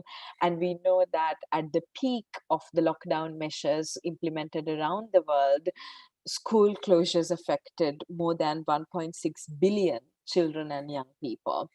Today, 9 months later, around 1/3 of young people within this cohort still remain unable to access remote learning, missing out on crucial opportunities due to lack of internet, lack of infrastructure, and technological equipments. Marginalized groups of young people, including young women and girls, disabled young people, have encountered even greater obstacles in being able to access and fully participate in education under the challenging conditions of the pandemic. It's the long-term effects of COVID-19 that are particularly worrisome, in my opinion. 317 million children are still affected by school closures, and a shocking 10 million children are expected to have permanently dropped out of school. The most marginalized young people are experiencing particular devastation, with approximately 50% of all refugee children in the world having left school, and 20 million secondary school age girls out of school after the crisis has passed. Abrupt closures of schools and economic hardships caused by the pandemic have meant that a plethora of doors have suddenly closed for millions of young women around the world. A dramatic surge in child marriage and adolescent pregnancies are anticipated, with up to an additional 2.5 million girls at risk of child marriage over 5 years to come. And adolescent pregnancies are expected to rise by up to 1 million in 2020 as a result of the economic impacts of the crisis. Without inclusive and equitable quality education for all, we cannot eliminate poverty or tackle inequality or fight climate change or achieve sustainable development or promote peace. Simply put, we have no chance at achieving the sustainable development goals by 2030 without a firm commitment to inclusion and education. I particularly want to stress the fundamental importance of educating all young people on human rights and equipping them with the knowledge and skills to respect, demand, and protect and uphold human rights for oneself and for their community. While this pandemic has fostered acts of solidarity and a common sense of humanity, the past months simultaneously have also seen a worrying rise in human rights violations, including hate speech, racism, discrimination. Human rights education for young people in both formal and non-formal settings promotes a common understanding that all human beings are equal and are equally deserving of dignity, respect, and justice. It's incredibly empowering for young people to be recognized equally as active citizens who play an important role in upholding their own human rights and human rights of those others. Young people deserve to be able to meaningfully participate in public affairs that determine their future and democratic decision making that will decide their future for themselves. In today's world, effective, resilient, and inclusive education means equipping young people with the knowledge and the skills they need to navigate and thrive in an increasingly changing world, marked also by digitalization, automation, and rapid changes due to the fourth industrial revolution. The COVID-19 pandemic has highlighted the central role of technology in keeping economies and health systems running, while also keeping young people learning and ensuring that everyone remains connected. In this aspect, it has revealed and exacerbated global inequalities, including strengthening or heightening the digital divide. So we urgently need to address the growing digital gender gap and put digital technology to work for those who need it the most. The vulnerable, the marginalized, those who are living in poverty and often suffering from discrimination of different sorts. Young people everywhere in all their diversity have the right to an education, whether formal or informal, that is sensitive to their particular needs and contexts and equips them with the knowledge and skills they need to succeed in an increasingly complex world. So our response and recovery plans, and this is what I have been advocating, not only with member states, but also with our United Nations teams in 104 countries who are now developing the socioeconomic response plans for the COVID-19 pandemic to include young people in the consultations, to include young people in the design of those socioeconomic response plans, in those implementation, and most importantly, in accountability, ensuring accountability for those socioeconomic response plans as well. And digital connectivity in this quote-unquote new normal is going to be key, not just for young people to be educated about these responses to the pandemic, but also to be able to meaningfully engage in shaping those responses and being a part of those responses in a way that it is affordable, safe, and inclusive. So as we seek to build a strong recovery from the pandemic, we must work to reduce these harmful aspects of the exclusion of young people, but also lack of access to digital technology and information that can hinder unleashing the power that it could potentially have as a true equalizer and a true enabler. So it's been really a pleasure to be listening to some of the things that you have been discussing, which are very much in line with the priorities and policies and recommendations that I have been pushing in the context of the United Nations. And I really look forward to hearing some of your thoughts and your reflections, and most importantly, your recommendations to include further as learnings from this symposium in my work and in my advocacy, trying to convince governments and the UN to substantially and sustainably invest, fund, provide resources, tools, and create safe enabling spaces online and offline for young people in all their diversity to equally participate in these important processes. Thank you very much. Thank you so much, Diathma. You covered so many of the topics that we discussed over the past 2 days. So one of the first questions that we have is actually just about technology. So I think I'll start there. From Ivan, he wants to know, as young people, what should we do to help the regulation of technologies as AI, which have so many potentials to have problems, but also sometimes worsen these inequalities? Yes. So one of the key things is really to be able to understand the impacts of artificial intelligence on our futures and in our lives. I've seen sort of interesting sort of what are those called, predictions, for an example, how artificial intelligence could replace sort of certain jobs that young people who are in schools or universities right now might be preparing for, but might be taken away because of the developments in technology and artificial intelligence. At the same time, there are predictions that says that actually these new technologies could potentially create new jobs and open up new opportunities for young people to be employed and be involved in and actually use for the betterment of the economies and societies.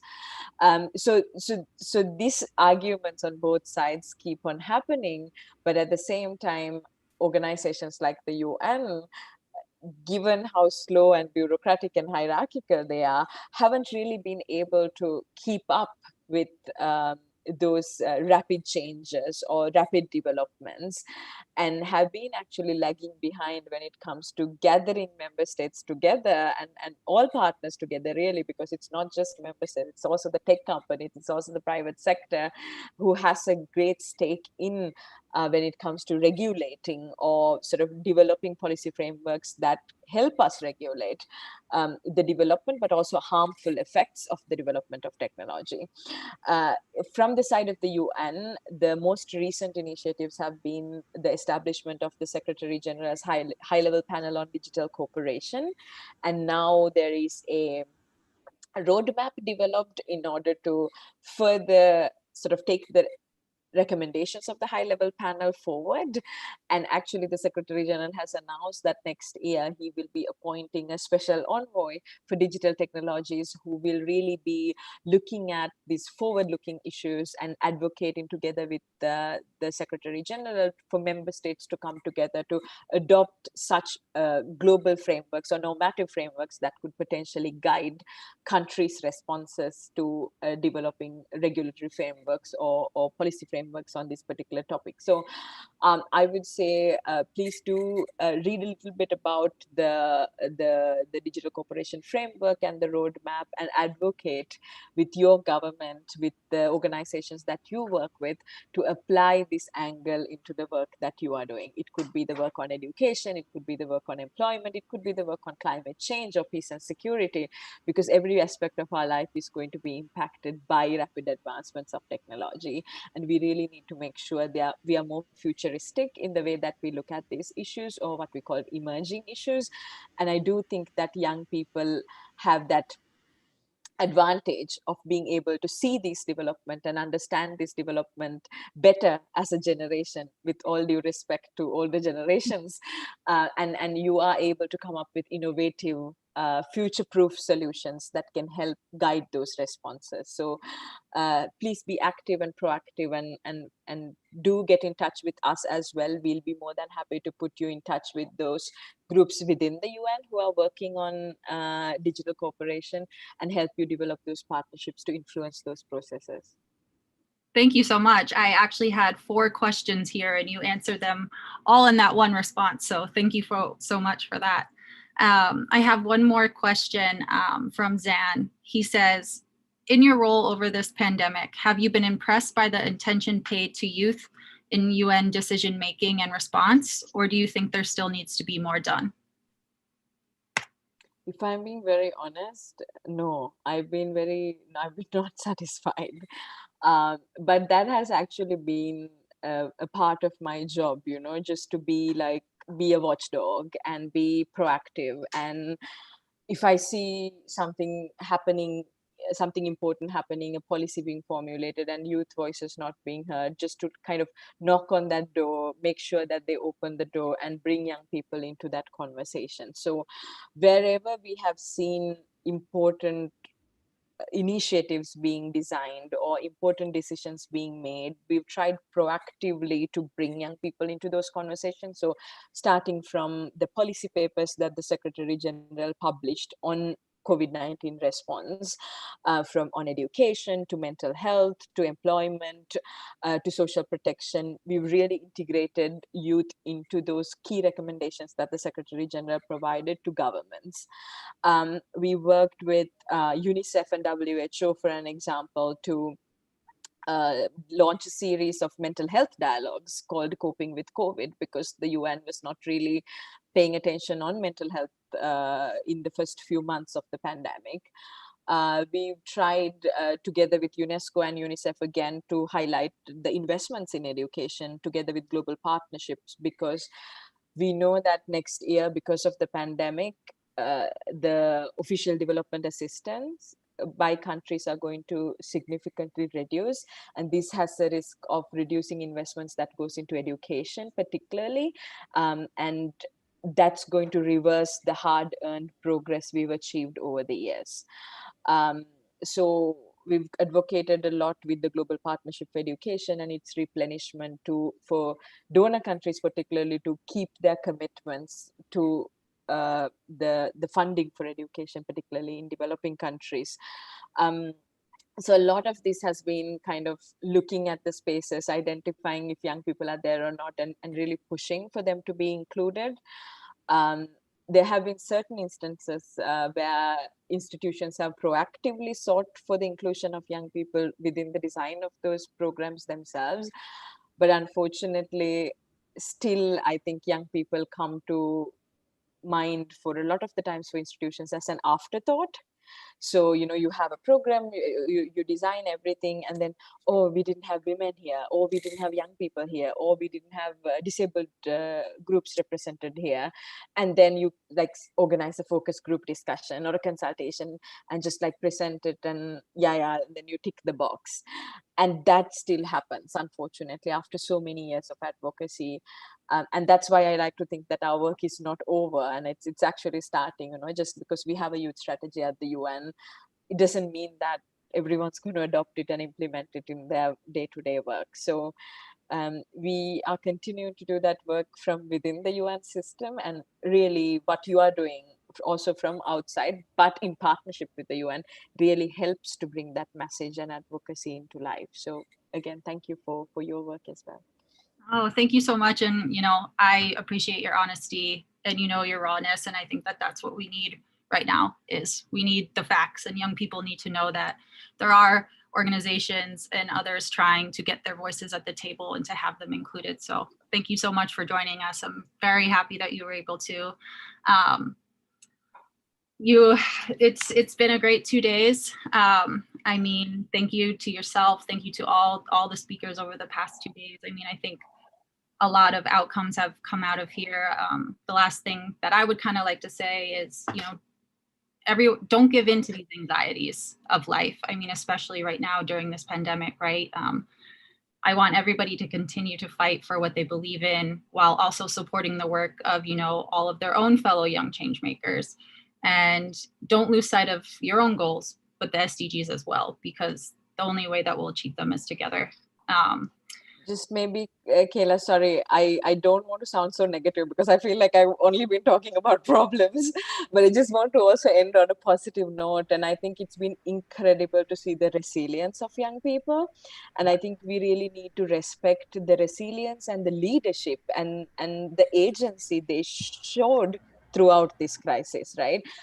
Losing jobs, losing education, mental health challenges, they still went out to the communities to help the most vulnerable people, did grocery shopping for elders, did communication campaigns online, set up hand washing campaigns in refugee camps. There are millions of such bravery, stories of bravery of young people while going through such difficult times themselves, who stepped up to support their communities. And that's the spirit of leadership and boldness and sort of selflessness that we've seen from youth leaders around the world. And I've been very honored to document some of these stories through a blog series that I did every week. I highlighted these 10 stories of young people who were really out there in the front lines as unsung heroes. And if you have such stories as well, please do send them to us, because we also need, as Kayla said, these stories of inspiration to know that you're not fighting alone, or you're not advocating alone, that there are so many others like you in their own contexts trying to achieve the same goals as you. So that is the network, that is the community, I think, that will help all of us going and keep us going in very turbulent times like this. So just wanted to end with a positive note. Thank you. No, of course. Thank you so much. And take care of yourselves and take care of each other, I think is a very important lesson that we learned over the past 2 days. Thank you so much for everybody who came. It's been great. I want to pass over to Gabriela Marino, who is the coordinator as well for the Vatican Youth Symposium and also the program manager at the Pontifical Academy of Social Sciences. Thank you so much, Kayla. You did a great job, and Sam as well.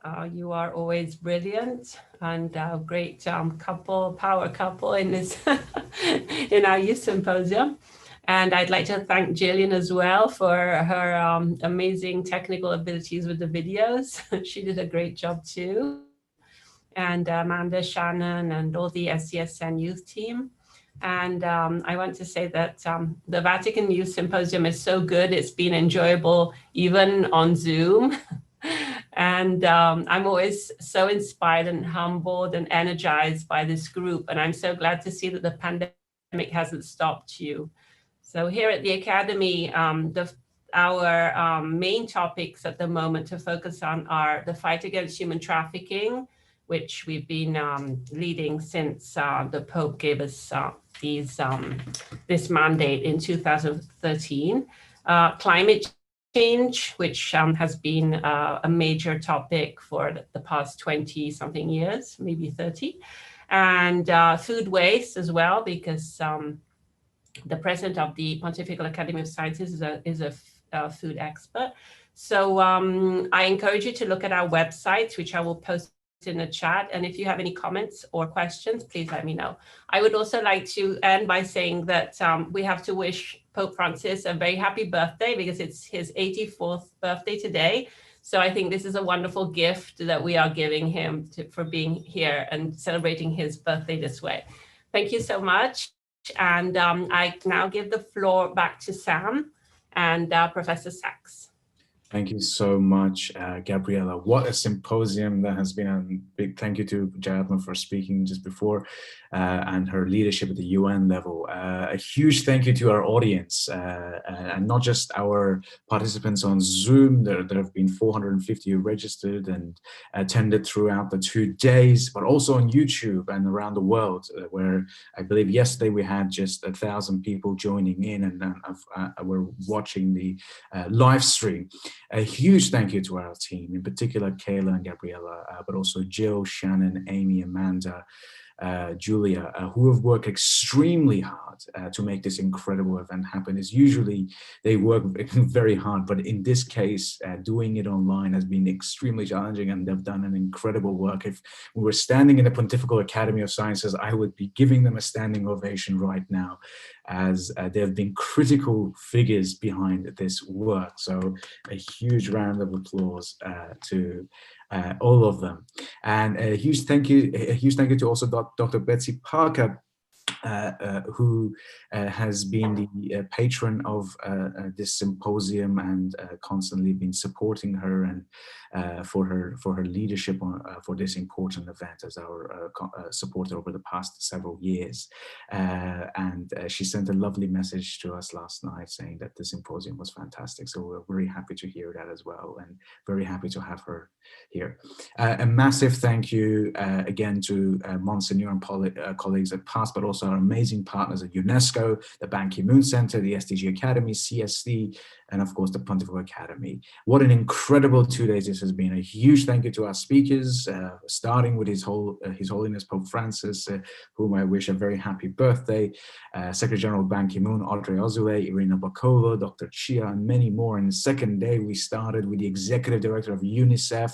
We talked about, and we talked with human rights leaders, Kerry Kennedy and Hindu Ibrahim, young pioneers such as Felipe Belize and Alejandra, and then Professor Yanis Varoufakis and Alexandra Villaseñor and Mayor Garcetti, and of course, Professor Mohammed Yunus, and now Jayat May. So many incredible speakers.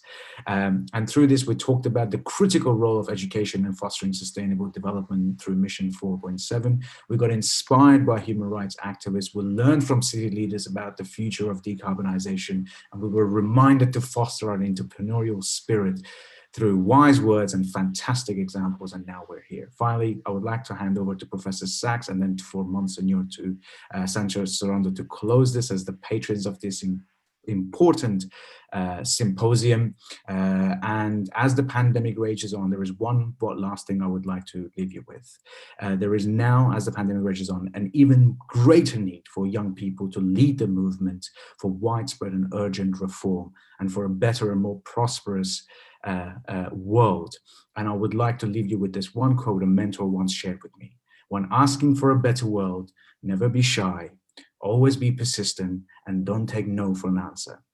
It's your world, you have every right to shape it. And with that, I hand over to Professor Sachs. Thank you. Sam, thank you very much. And first, amen.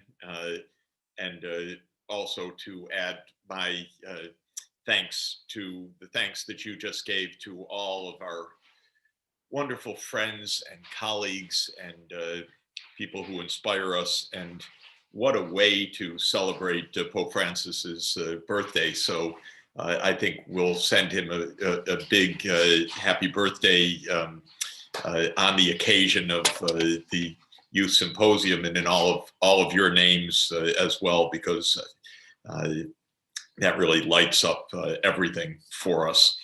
Sam, thank you for all your leadership of SDSN Youth to get it started and to carry it to where it is today. Sam is no longer technically youth. He's an old man now, not quite as old as I am, but he's an old man. And so we're passing the baton to true youth coming up. But Sam is studying at Oxford this year and will continue to be a fantastic global leader and a leader of the Global Schools program, which is key. Jayatma, thank you so much for all that you're doing and for all of the radiance you are bringing to the United Nations and to keeping that central and vital institution engaged with young people, because this is really the great opportunity now. The UN is 75 years old this year, but it's also starting the next 75 years with a new generation, and a new generation that understands that the UN is central for our well-being and our survival, for our human rights, for sustainable development, for peace on the planet. And what you are doing is connecting the UN with young people around the world who will lead the UN for the next 75 years. So your work is so important, and I'm really, really grateful.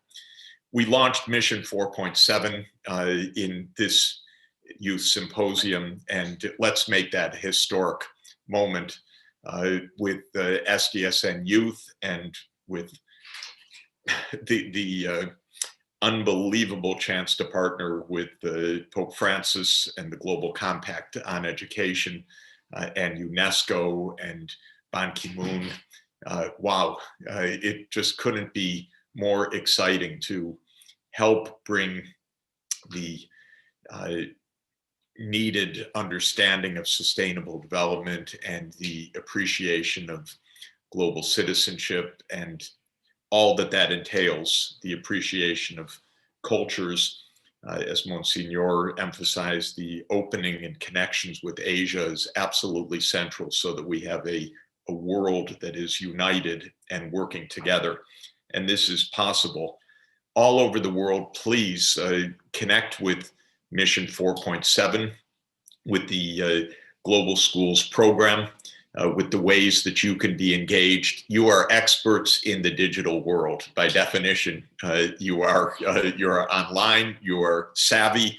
Help to get schools online, help to get kids connected, help to create new ways for e-tutoring, help to make new education programs, global classrooms, intercultural dialogue digitally, which now we can do. So we don't only have to talk about another part of the world, we can connect, do things together, have school assignments together, get school children playing together in ways that were not imaginable before. And you're the experts on this, making the apps, writing the code, connecting the schools, putting up the solar panels, putting up the routers, creating new companies that can help to do this at a larger scale.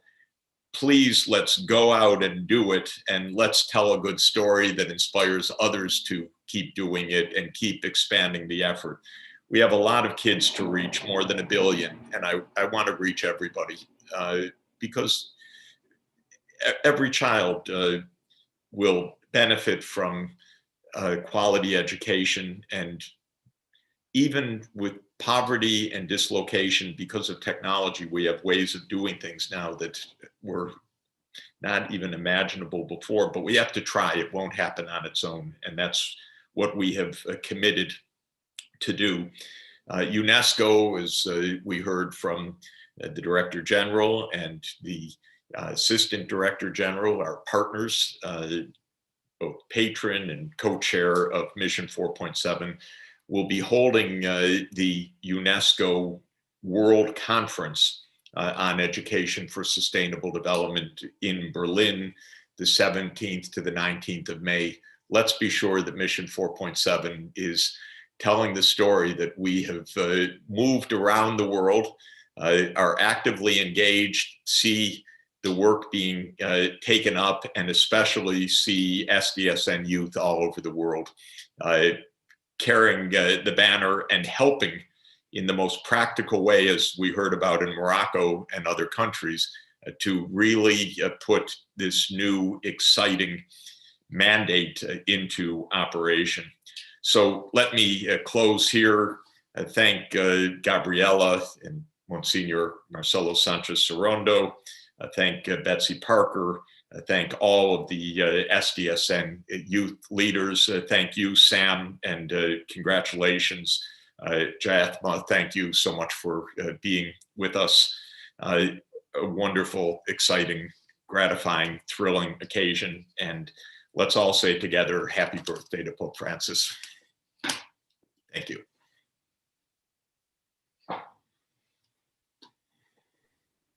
Thank you so much, Jeff, and thank you for joining. Monsignor, would you like to give the final remarks and close out the symposium?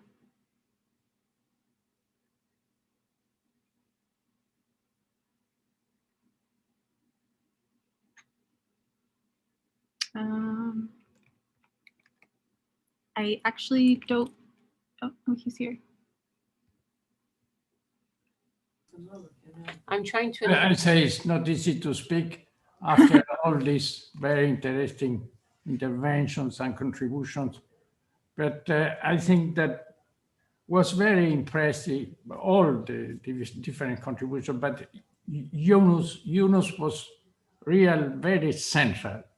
He say in the end that all depend, because we are free and we have responsibility as person. This is the characteristic of the human person, to be responsible and to be entrepreneurs. we can work in other multinational, but we are slave of this multinational, say just Yunus, and only work to give money for these people. So we need to understand that we need to have a clear end and goal, and this depends of our responsibility, our free.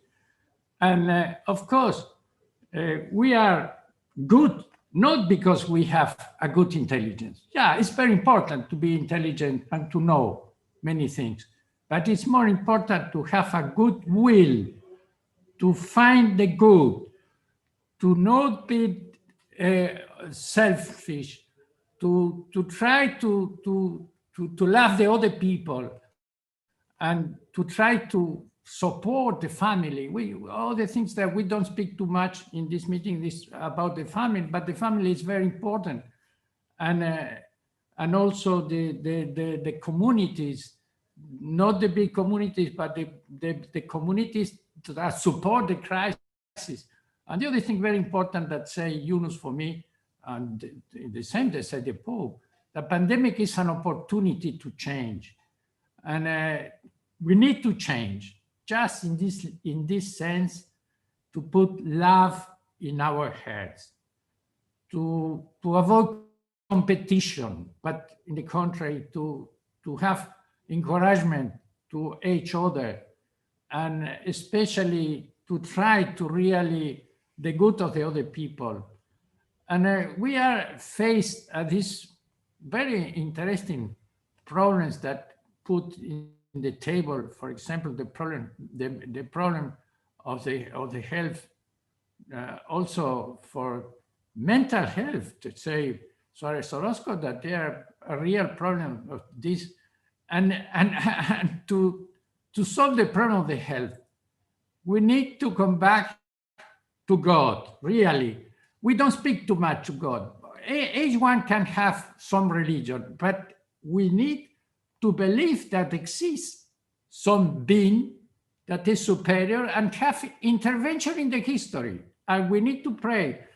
Was very interesting, Francis Collins, that is the national director of the Institute of Health of United States, and say, look, we need to come back to pray to God, to have an intervention, like asked prophet Isaiah, to have an intervention and to bless us and to bless our history, because our history is full of war, is full of hate in our head. So really, in the context that we are near to Christmas, that is the birth of the love in the world, we need to be open to renew our love, to renew our love for the other people, and to renew our love for God.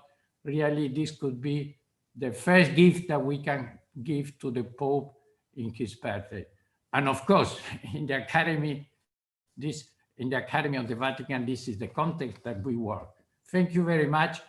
And thank you, because I see that the intervention of the young people was more optimistic than the intervention of the old people, but the old people have some ways that the young people not have, and we need to follow the wisdom of the old people. Thank you very much.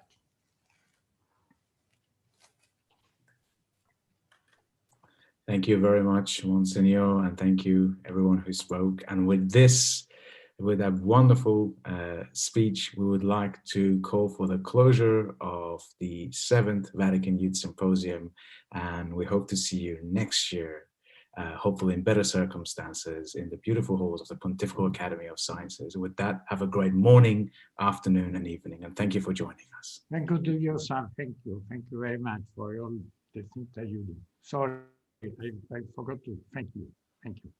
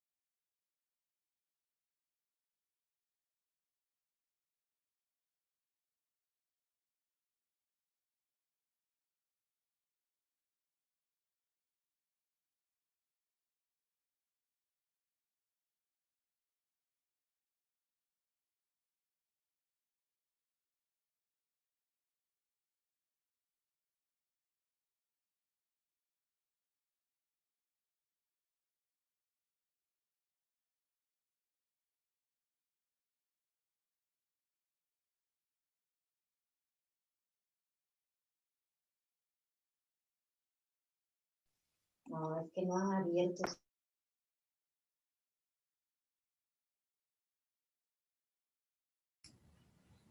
Thank you so much. Thank you. Thank you. Thank you. Thank you. Thank you, everybody. Have a good evening. Thanks. I hope it was interesting for you as well. Ciao. Ciao. Ciao, ciao. No,